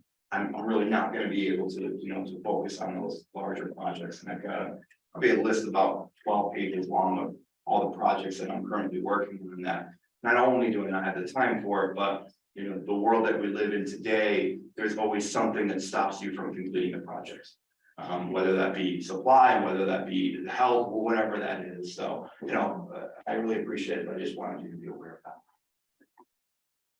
Thank you. Thank you for all you're doing. Can I ask maybe a question? You may. So would 10 hours a week help you at all? I think 10 hours would. I just don't know if a contracted services provider would do that. I didn't bring it up yet to them if they would cut it down, only because I thought the cost was still high. So What with I- this position also comes benefits that have been budgeted. So that's my point. When I asked them if we can get it to 10, I could put 35,000 in contracted services instead of in personnel and remove benefits. That would be a reduction of $29,000, not the full 45, but 29 with taking the benefits out as well. So it's something, and it gives the tech department something. If they can get somebody for 10 to 12 hours a week. School year only, or do you need that in the summer? Summertime is really great too, simply because of everything that gets done in the summertime. So 52 weeks would be about 10 hours a week at $67.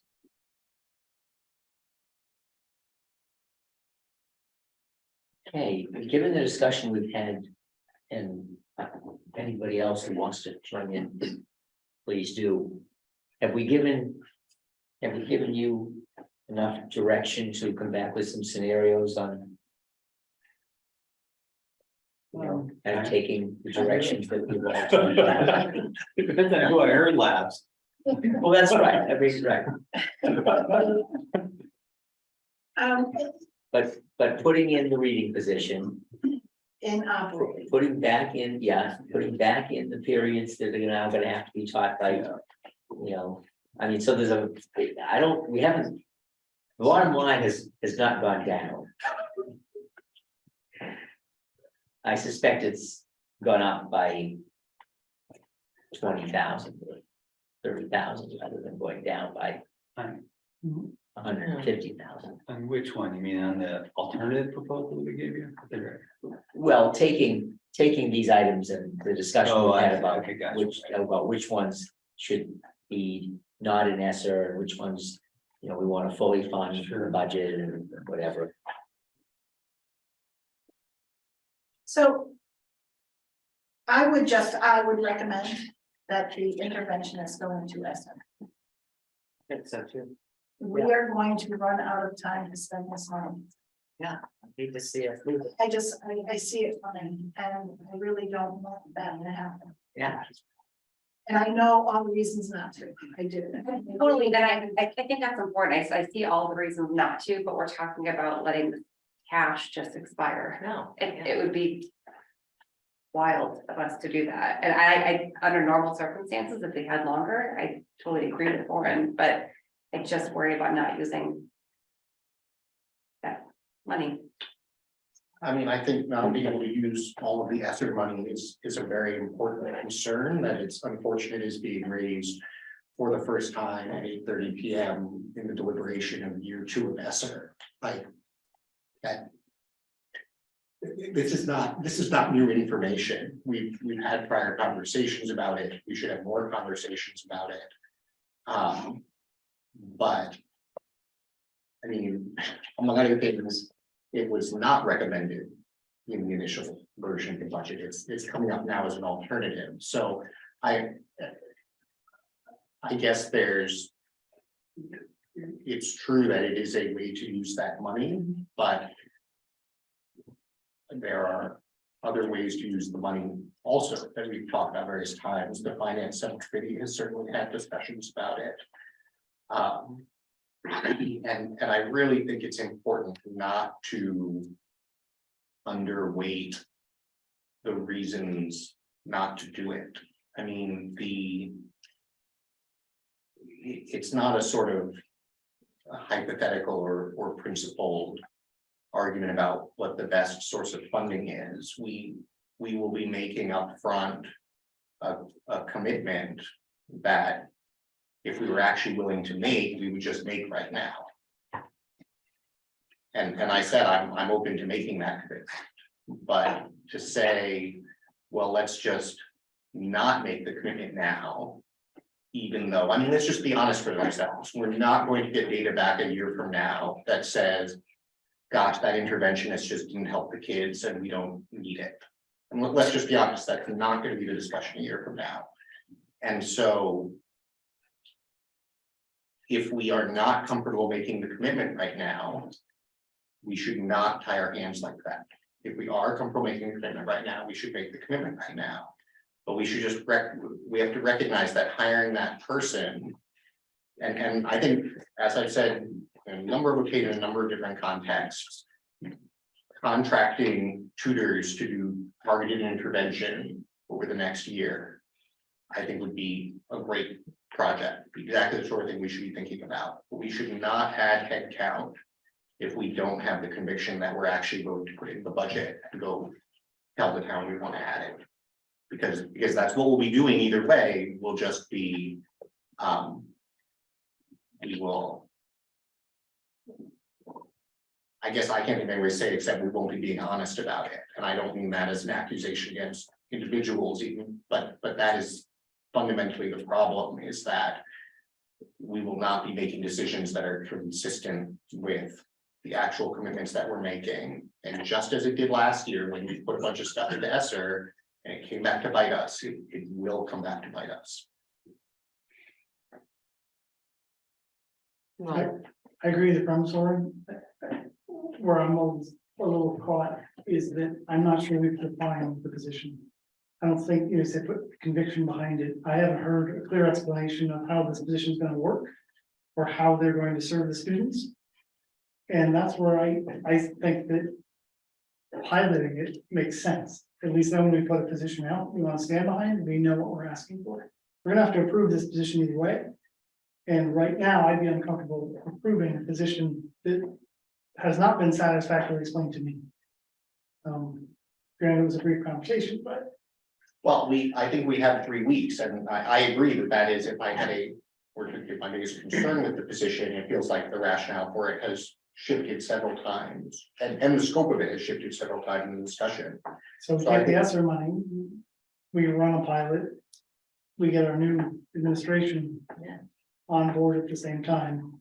Hopefully by next year, we know exactly what we want to ask for, and we can properly define it and snap it.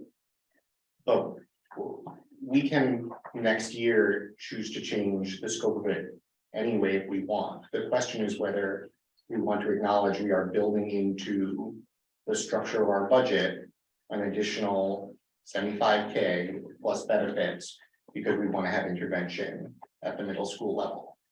And once it's there, it's never going away. Do you agree with that much?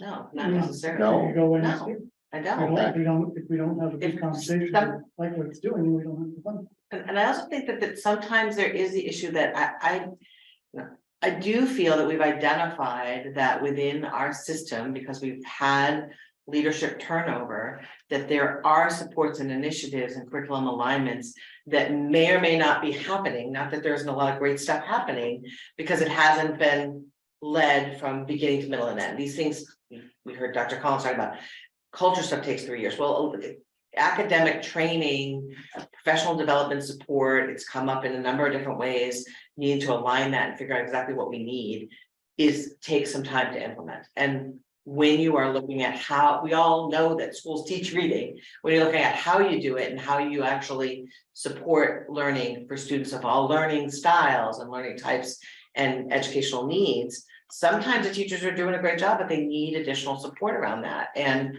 I can also envision that maybe we will get to the end and say, okay, we still need support, but we're gonna do it this way. I think there's a number of systems in place in Lenox that there are some creative, wonderful people saying we want to do things a little bit differently. We want to support kids. I think there's a lot out there. So I agree with Bob. I want to hear more about how, but I'm also hearing that there's an urgent need to support kids and make sure they don't fall between the cracks.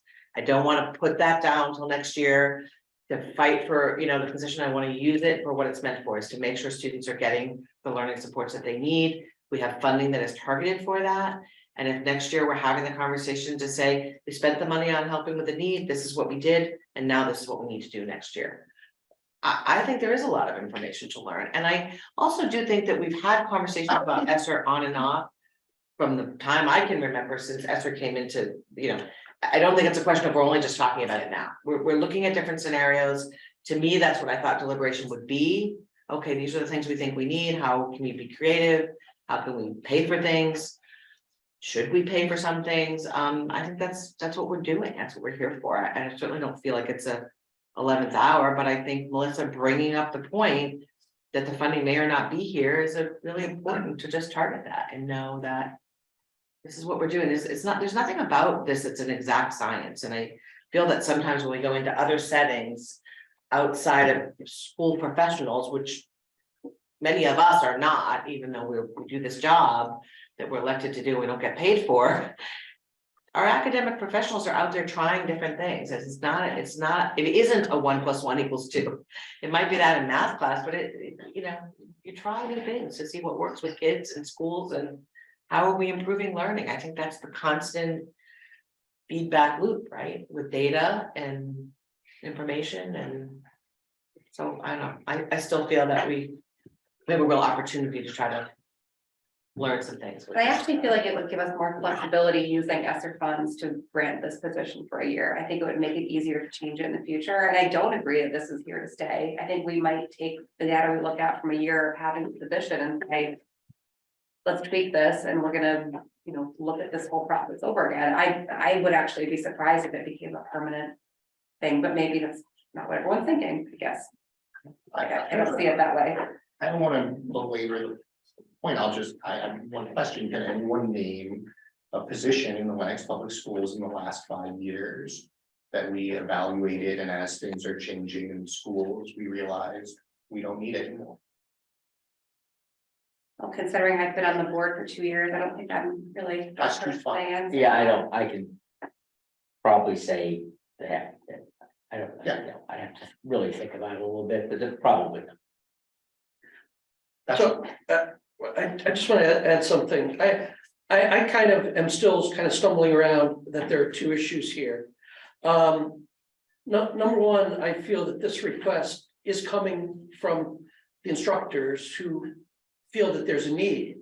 And so we're sitting here debating, trying to second guess an identified need that is being presented to us by the people who are doing the work. So then are they not being creative, or are they saying this because they want to experiment? I don't know, but I'm assuming not. So the second side of it is that I find it, we're here for one reason, because of this dip. And that's kind of justifying or being used among other things to justify the need for this position. What I think a good use of ESSER funds would be to address the individuals in that dip. I mean, it's difficult to hear that it's difficult to do that. I think this is what those funds would be if we want to experiment with something. And this would be a very good use of those funds. Just because something's challenging, and just because it's difficult, these funds should give us the opportunity to address those things. And I view it not as that they missed content. I view it as these, there may be a skill level that needs to be addressed for those students. That there may be something in, there may be a way, who knows, constructing a sentence, analysis. I don't know. I don't know what the cause for the dip in those scores were, but I think if it's difficult, and where it almost makes me feel like we're saying, well, we shouldn't do it because it's too difficult. I think we need to try, and I think that could be a very good use of ESSER funds. It sounds, David, as though you're thinking more of a model where obviously any intervention model is going after specific kids, but it sounds to me like you're looking at the high school kids. Yeah. Yeah. I mean, I'm looking at Models this. to try to get it to work. For the ESSER funds would be to address, to really see, did that carry forward? Did that go through into the high school? And that could be a temporary position. That's the type of thing where we're trying to do a specific intervention for a specific group of kids. And it's not long-term, but these kids need help? The data seems to indicate it. And yes, it may not be easy, and yes, we may not get to everyone, but if we can get to some kids, it seems like it would be a good use of this windfall.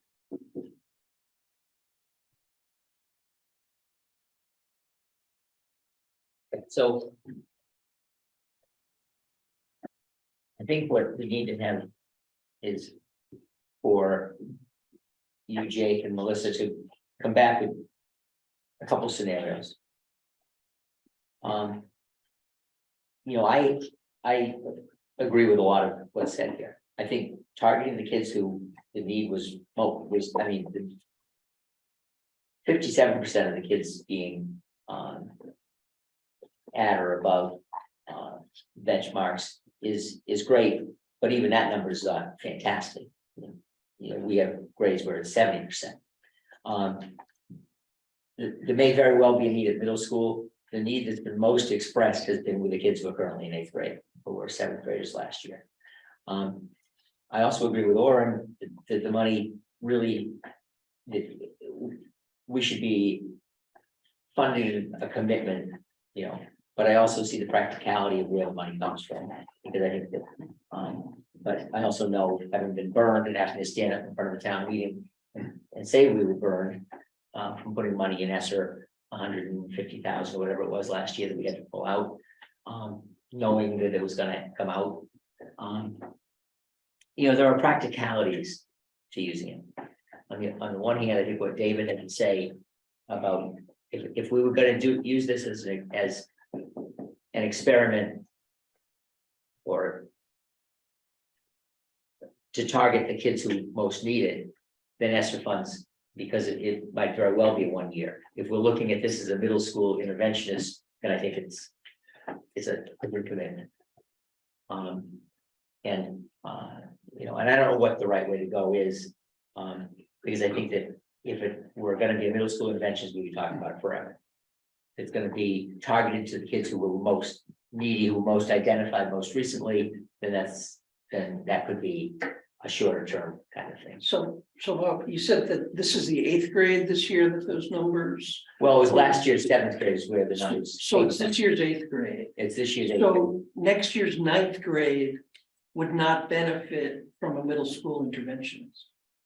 Right. Yeah, that this would be, going with what you were talking about, it would be really targeted. If you were talking about a creative way to get interventions to these kids who are gonna be beyond it, middle school. So we still have a lot to wrestle with when we get back together on the 20th of March. So this conversations have got me wondering about the ESSER funds in particular. In the finance subcommittee, has there been much discussion about how we're doing on spending ESSER funds and where it's going and? What's No, the priorities? not how much is committed, not how much is committed, and how much is left, kind of thing. It's been more of a global discussion about, what we can put here and what we can and can't put there, but not, it hasn't been, well, we've got 350,000 committed, we've got 450,000 left to stand. It hasn't been at that level. But Maybe that should become an agenda item for them. yeah. Seems to be a lot of money out there that we're concerned about. Yeah, I think we thought, I think we thought we had an extra year to spend it, so it wasn't. As going down as close to the target. That may still happen. I'm sorry, That may still happen. right, but we won't, when will we know that? Who knows? Hopefully at the end of the budget process, which could be July, early July. The state budget process. Oh, the state, I was gonna say, our budget process is gonna end pretty soon, so it'd be great to know it before that. Yeah, I just impress upon the committee that, you all have an ESSER plan. It's been written, submitted to the state, is reviewed. I have to write a report by the first week of April on all the spending, ESSER, Student Opportunity Act, Chapter 70. That really justifies spending and such. The question, I guess, which is a legit one, is to what degree does the committee want to review grant funding on a very detailed level? And I certainly think it's fair to have you engage in that conversation. I question in the detail part because I'm seeing here there's 700,000 to be expended. Well, there's a plan to spend it. There's no question. Okay. The question is. That's the reassurance I was looking for. Absolutely. The plan is there. It's, I guess what I've been sort of pushing back on, to be honest with you, is buying air conditioners. So, buying mini splits, when you're looking at potentially a larger scale high school project at some point. Doesn't mean that having some of those in strategic places around the building might be important, but. But yeah, the plan is there. We've amended it. We have a liaison we work with on a regular basis. It's no different than your entitlement grant, which you read in a yearly basis. Title 1, 2, and 3 grant. So, but it's probably fair. Certainly as a committee member in Central Berkshire, I demand that we see that. On some level, I think it's important because it speaks to the educational program in your district, and you certainly have a stake in that. So, another way to think of this, just I'm not sure I'm 100% clear. I can create lots of scenarios for you, and look at each of these, and put a matrix together and say here's what would happen. Part of this would be, if you started a level service budget, so go back to level service. Keeping in mind, maybe some adjustments on those sections that you've mentioned today, Lauren. What are the key things you gotta have? And I would certainly right out the gate, I've put on this list here for you tonight. Two things that are still there untouched, and one is your K-para and the other is your literacy para. So those things have been untouched. But beyond that, what are critical things that the committee wants to accomplish in this next budget cycle? Also, imagining realities of what you can reasonably ask the town to finance. So those are the kinds of things I think you have to ask your question yourself. We could certainly bring a budget forward that doesn't have the positions on, and we can revisit literacy ELA interventionist as part of an ESSER plan, right? It's kind of nice to tackle all in one shot right now because we are talking about the possibility of being operating our ESSER. But maybe a good way to think about it between now and the next meeting would be just starting from that level service budget and working forward. What are the key things you gotta have? Just, I think that's right, Jake, rather than scenarios, I think if everyone's agreed that the baseline level service budget should put those reading sections back. And then if it's possible to take the additional sections and move them out of level service so that they're one of these line items that we can see as a value add, then I think all we need is that's the sort of adjusted level service, and then as you've always given us the list of value adds. And one approach is to say add those all up and that should be the budget, and then there will be an option to say take these two out, and that gives a different number.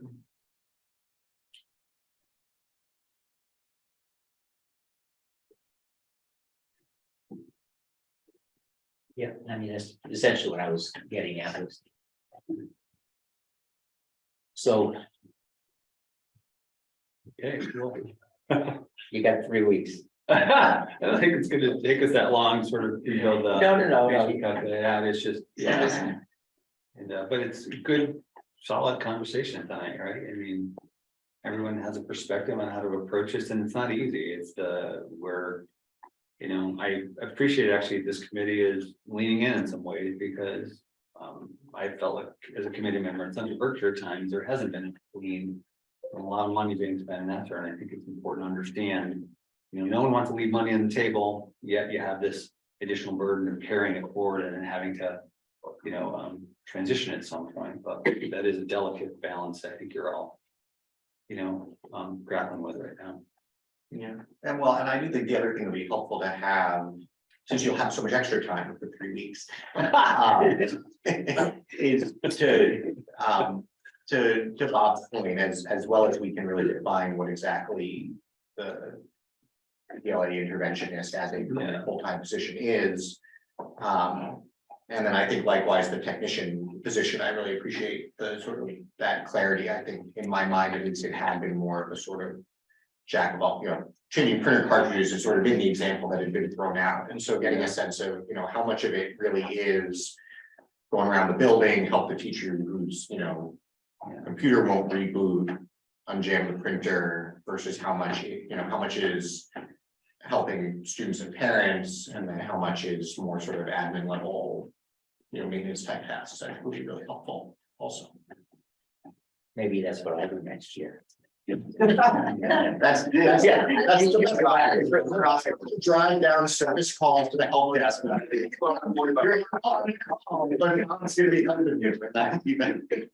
hope you're lower than $45 an hour. Desi paid me more than that. Oh, geez, sorry. Then you have to teach people how to use a computer that's 10 years old. There will be a weekly using the owl session. I got that figured out. Yeah, no, Jake's done a great job of that. All right, moving on. You all got a short letter from Mickey Natoli regarding the request to name the LMMHS gym for Coach Trevor Faith. He was a 46-year coach. he won more than 400 games with the boys, more than 400 games with the girls. He coached both of them some years. He coached one, he coached boys for a long time, and he coached boys and girls, and he coached just girls. Won a state championship for the boys, won a state championship for the girls at various times in his career.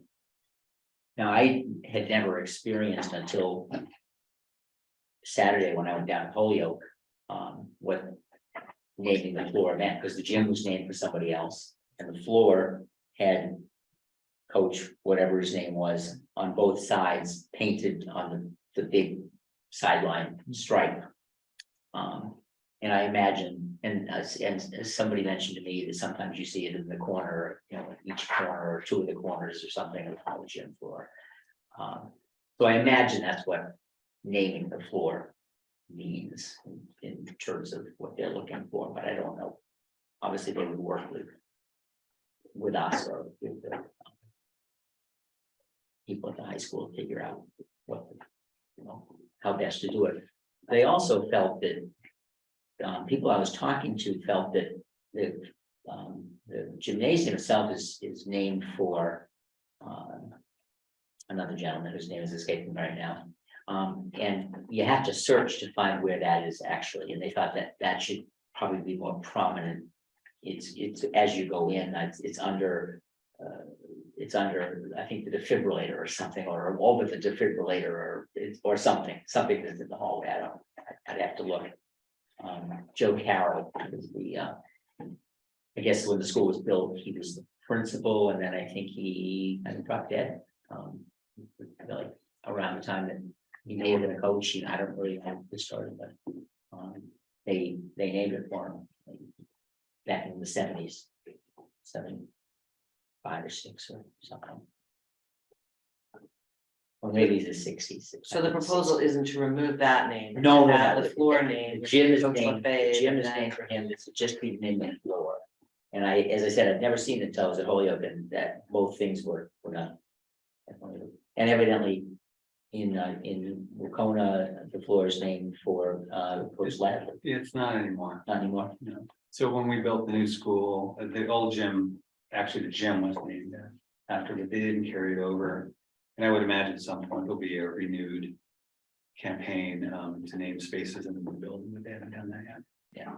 And it was some other school, I think, in the county that had, it was named for something. Somebody told me this. I haven't been to gyms recently to see. But anyway, that's. Would somebody like to take over the roof? There you go. There you go. Cleaning right. So anyway, I, accept a motion, and then we can further talk about it if you wish, or if people have objections or whatever. I think it's a very worthwhile motion. I think he put a lot of effort and time into the kids for many, many years. And basketball was certainly the sport, so. Are you making the motion? I'll make a motion. Okay. Yeah. What is that motion? Call it the. That we name the high school floor, Okay. for Coach Fred Lefebvre. And then, Yes, make a motion that we name the LMHS gym floor for Coach Lefebvre. I second. any further discussion? All in favor? Aye. All right, internet safety. First read, this is something that Randy put together Yeah. along with some others. Yeah, and I don't want to steal Christine's thunder. I don't know if you want to lead off, you don't need to, but. You can go for it. Thanks.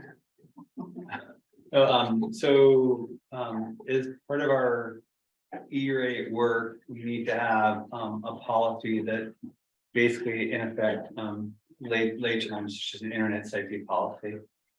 And so it covers a series of requirements or recommendations that are housed under the Children's Internet Protection Act and the Children's Online Privacy Protection Act.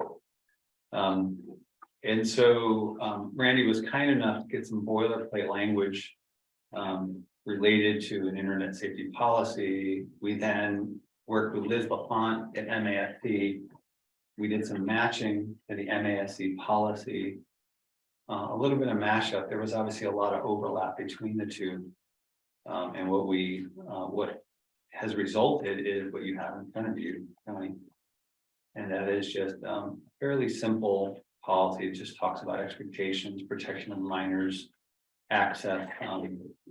Randy added a nice extra bullet that talks about VPNs.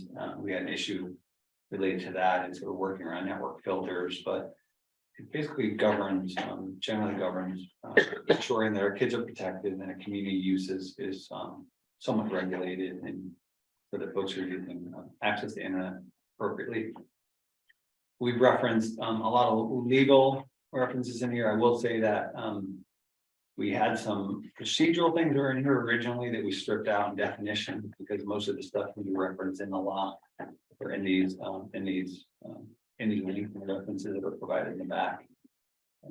So I don't know, there's a lot more you need to know, other than it would be nice to have this approved in the books, because it will then give us, in the event that we're audited, it would provide as part of E-rate this to the appropriate auditing agency.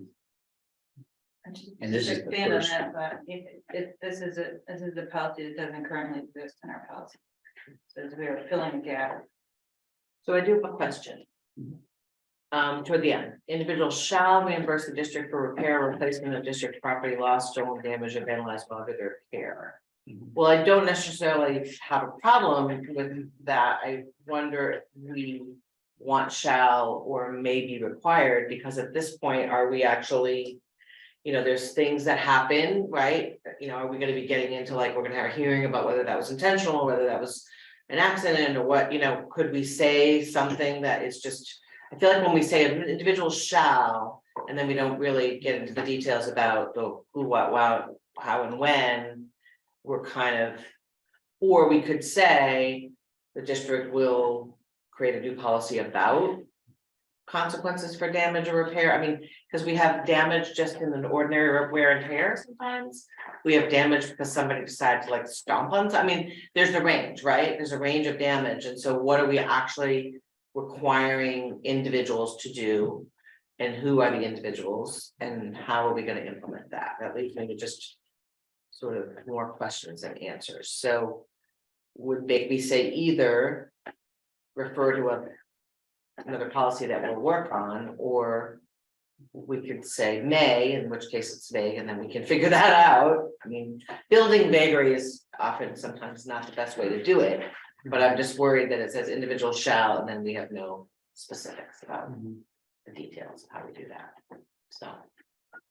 Yeah, I don't want to put you on the spot, Randy, but just in terms of acceptable use, which is actually in our policy, and then I don't actually, I'm ignorant in this point, but in terms of devices that we provide to families and students, what is the sign-off policy and what? Yeah, so, when I first got here, it was more of a hurry up and do it kind of thing. And I've been thinking about policies for a while now around that. We certainly did that in other districts that I've been a part of, where the parent would have to sign off on the device. Children can't really sign anything that states that they're responsible, so having the kids sign doesn't really do much for us. So I think it's a larger discussion, and I think you're spot on with what you're stating, and I think there does need to be a policy for damaged devices, because at this point, what we've been doing is saying, okay, if you break your first one, we're giving you a second one as a courtesy, but after that it's up to you. But I certainly would love a policy that we all could agree with, that states whatever that is, $100. I don't know what that is, so I don't really want to get into the specifics of it, but it certainly needs to be worked on. I mean, my feeling is that we said individuals, if you want to stick with this, because you're trying to move forward and not take it back, would be individuals may be required to reimburse, and then another sentence that says the policy about reimbursement is in the process of being developed. So it's clear that we're working on that, and then that could be attached as another policy referenced in that, in a sentence right there. I mean, I don't know if that's the ideal way to do it, but I don't want to throw all the work out over that one, or we could send it back and try to have that part of it ready with some reasonable, reasonable standard, but we're gonna have something beyond just, and who are individuals. Well, this is just the first read of it too, so it's possible that something may come up in the 3 weeks. We could address that.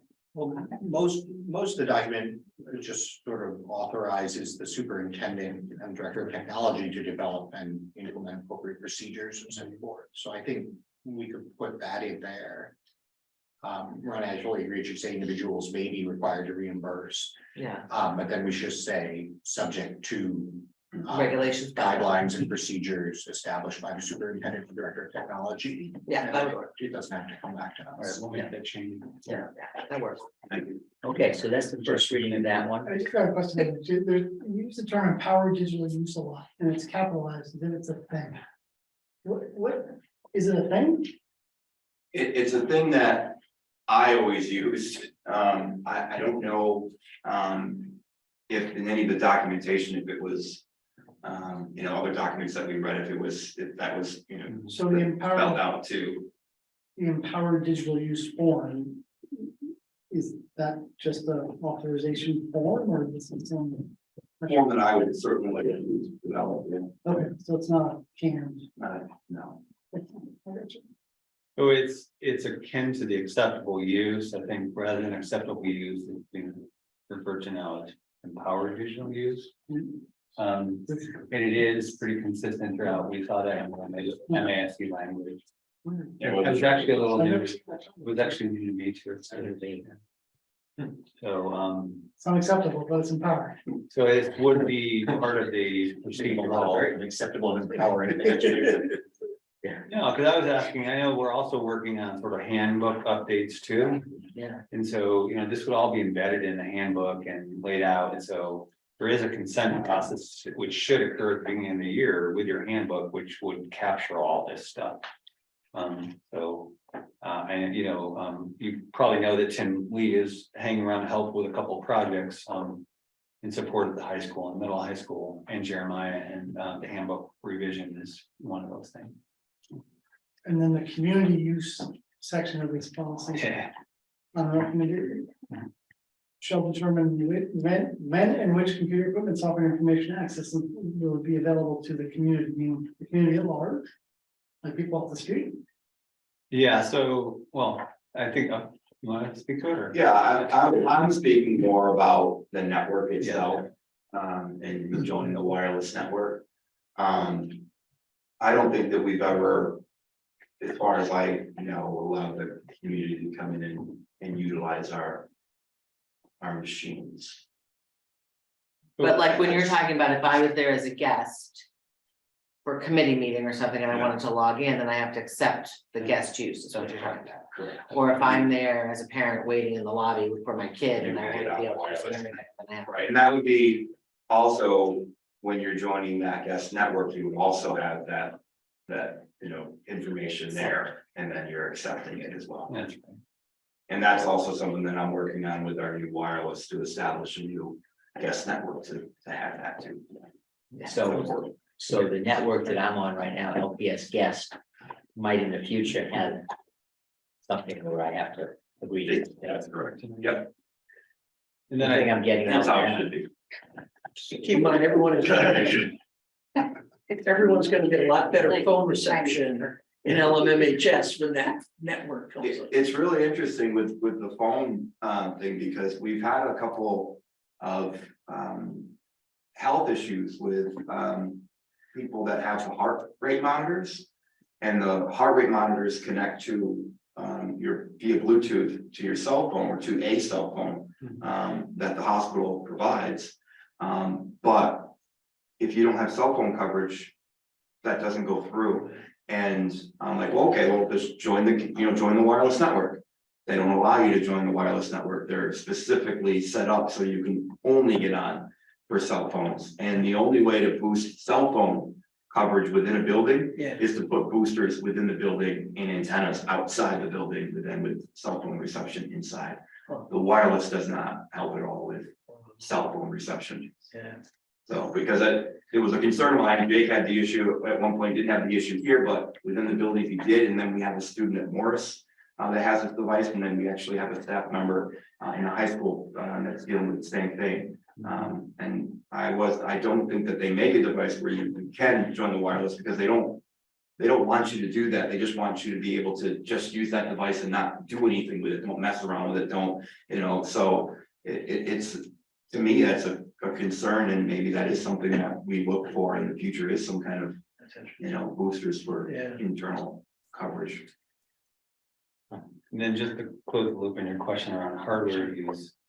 I would imagine that has some connection to, and this is drawn right out of MASC language, I don't think it's anything that we do as a district, but you could have a family center, you're providing access to computers, career development, you could have a vocational program, which is an after dark program where people are getting trained on your hardware, so I think it's just general, hey, you're using our hardware, this is what you do, and if you're using our network, same deal.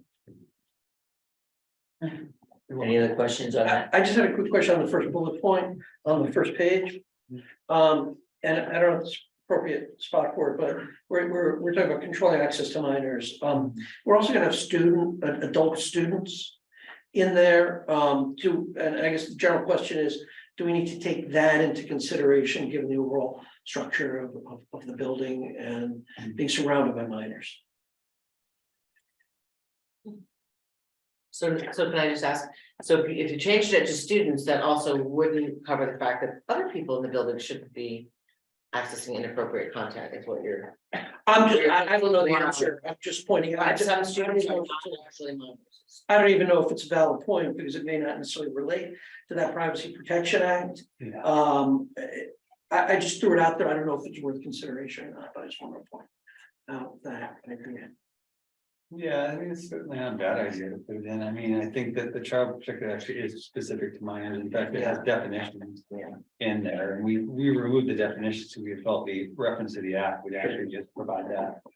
But Or maybe we could it's certainly don't say, we could say minors, all students, or something like that. I think we could probably wordsmith that a little bit. Adult students, Yeah. minors.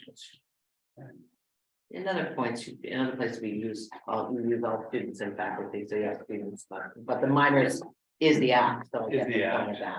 Yeah, which makes sense. Okay, Thank you. first read on JFBB school choice. What Amy did here. This is on the governance and leadership subcommittee. This is just a revision to our existing school choice policy, which has not been revised in a large number of years. And what we have done in the revision is update a number of the dates of the activities that are listed here. To resolve some of the difficulties that I think were occurring in actually administering the school choice application process and lottery. And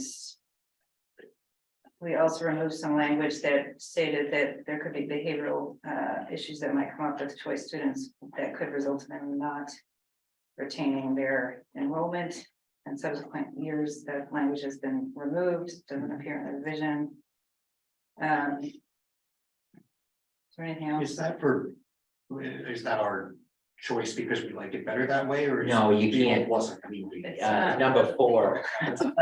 That's what I thought, okay. Yeah, no, number 4 at the end said exceptions to the provision include lack of safe funding or withdrawal of the student from the district or Got it. And that discipline, and you can't do that. Yeah, the only other change is there were a set of procedures in here that are all out now. And so what Amy is able to do is more actively keep the website and the forums reflective of what we're actually doing. So I think organizationally it flows better, and we just felt like the procedures didn't really need to be in here. And obviously it's just that one change to the ability to sort of screen kids based on any criteria actually can. So I just had a question on number 2. It's not clear to me who's acting here, so a public meeting is in like a school committee hearing or like a special town hall, and who's making a determination and voting? It's the committee. The committee and Okay, it's a regular school committee meeting.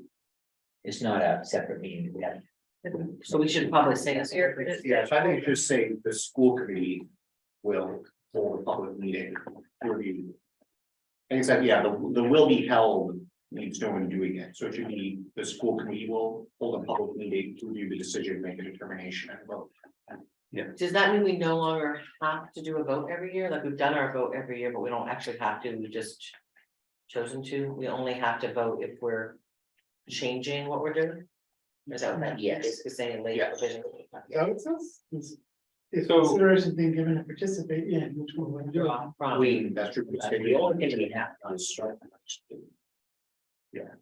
I think what the argument I made was that you only have to vote not to participate. But I thought it was good practice. Particularly given the level of school choice that you have in Lenox, that on an annual basis, you discuss this and you intentionally vote on it. I just think it's a good idea, because you have such a high percentage of kids who do choice and, so.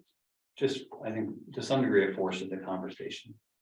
And is this, I think it's a good point, Bob, if we're doing this on or before June 1st, does that mean when you're making the decision perspective for that coming school year? Yeah, actually, that's I think that's in the statute, so it's pulled directly from the statute, so, Because it seems like we should just pull that way forward, it should be like right. November 1st, so that we're doing it before everything else happens. Yeah, I think that's what we've actually been doing. Yeah. Have we done it in the fall? We've been doing it, I think, in December. Yeah. Yeah. So maybe we could just change that, that's a good idea. So, yeah, 1 and 2 kind of go together, right? Because 1 is your admin team determining the number of spaces you have available, and then. I think what we made the decision to do was present it to the committee. It's not required that you necessarily approve that. The only required vote is by state statute by June 1. Is that we don't want to participate in choice anymore. So my suspicion would be you're going to take, as you did this year, take both 1 and 2 up at the same meeting. In fact, I think you did the vote to participate ahead of the following meeting where you all said to me, hey, this is about how many seats we have, but we're giving you some discretion to sort of maneuver within that, right? So you could certainly move that date up if you'd like to just ensure that there's consistency there, if they all happen in the June meeting. Seems to me like if you're identifying seats, you are at the same time, just making a decision to continue with choice, right? How did I think we should move it? Move the data and formalize it so things flow in the right So order. it's like we vote whether we're gonna do choice, then we Yeah. discuss the number of spaces, and then they're opened up, and this is the process at 3 down is how we fill up. So Makes 2 sense. should be 1. Yeah. 1 should be 2, and the date should be January 1st. Sure. Nice. Thank you. All good suggestions. Okay. Many minds. On item 4, in here, I just want to make sure I understood you properly, so. If a student is in school choice, the only exceptions for them leaving the district are. If funding goes away from the choice program or the student withdraws from the district. That's correct. That's interesting. I think that has to do with the nature of the laws relative to expulsion is. Right to an education, so we can't circumvent that, would you say, Chris, that we can't circumvent that, once we have a kid, we have a kid, and so that all the rights associated with their education. Come to us, Yeah, and you can't rights or You responsibilities. can't discipline a choice student differently than you would discipline, like a student, so. Okay, anything else on? On that, okay, for the second reading in 3 weeks? Subcommittee meetings, governance and leadership are meeting again on Thursday. Yeah, so I don't know if we gave Megan a date. I did, yeah. I I sent did, it. okay. While you were off skiing, I took the bull by the horns. So we'll be meeting Thursday at noon. Human Resources. We met a couple weeks ago, partly to discuss priorities for the rest of the year, partly to prepare for Unit C negotiations. I think priorities for the rest of the year led to or teed up what Jake mentioned earlier is that he and he's doing some review of just how HR works in the district. And comparing to what's done elsewhere. And so we will plan to reconvene probably in April to revisit that and see what, if anything, it should mean for our approach going forward. And then in the meantime, Unit C negotiations kicked off today, an amicable first meeting. That Bob and I are taking the lead on, and that Bob. Let the record show he pointed at the man in the red, please. But all we began discussing interests, we're gonna try to do it quite quickly, so we'll be meeting most Mondays and try to have it wrapped up in about a month. And we will update you on the 20th. Teaching, learning, and culture. We met, and as Jake identified, we put together a grid, and we had a lot of discussions about where we are with the strategic plan, particularly relative to the school culture issues. And we have a meeting scheduled for the 22nd. I'm realizing that may bump into the principal search committee, which I am serving. I'm not sure I think that's a date that we are reserving for potential interviews, so I'll be in touch if we need to reschedule. Yeah, have interviews scheduled because that's later in the process, but that's where we are. Is we're digging into the tasks that relate to the strategic plan and some things that are ongoing, some things that have been happening within the buildings, and there were some questions raised, so there'll be some follow-up and then figure out what the rest of the priorities should be. Right. Okay, and the finance subcommittee is meeting. It's actually a posted meeting. We posted it, but it's a posted meeting for town finance committee. And we're meeting with them tomorrow night. And What time? 6 o'clock. I don't have a clue whether the weather's gonna alter that or whether we'll be whatever. My understanding is Pittsfield has already called schools, so. Yeah, just for people who are emailing me right now, It's otherwise like. I'm sorry, I'm very preoccupied. No, it's busy. Yeah, everybody on Pittsfield North is closed tonight. We will not be making a decision until the morning. So people will know 5:30, between 5:30 and 6. Yeah, Richmond closed. But Okay. just plan to sleep in the barn. Sure. It is already. You're gonna be, you just said that Oh. Don't go by me, I'm just the chairman. I'm planning to sleep in tomorrow, wait to hear. School building, Jake and I are gonna meet next week and look over the submission and see what edits we may want to make. And I mean, the edits will be minor. It'll just be probably additional things that we've done this year using capital funds at the high school. Because the rest of it pretty much stays the same. And I think I mentioned at the last meeting, they had a button to push that just move all the data from last year to this year. And if you're resubmitting, because that's what they expect people to do is they don't expect the conditions to change dramatically. And we can maybe put them that we had a roof leaking and basketball game had to eat. So that kind of thing they put it. All right, I think we're there. Hey, can I ask you one? I'm so sorry, I just thought of this, it should have been an earlier discussion.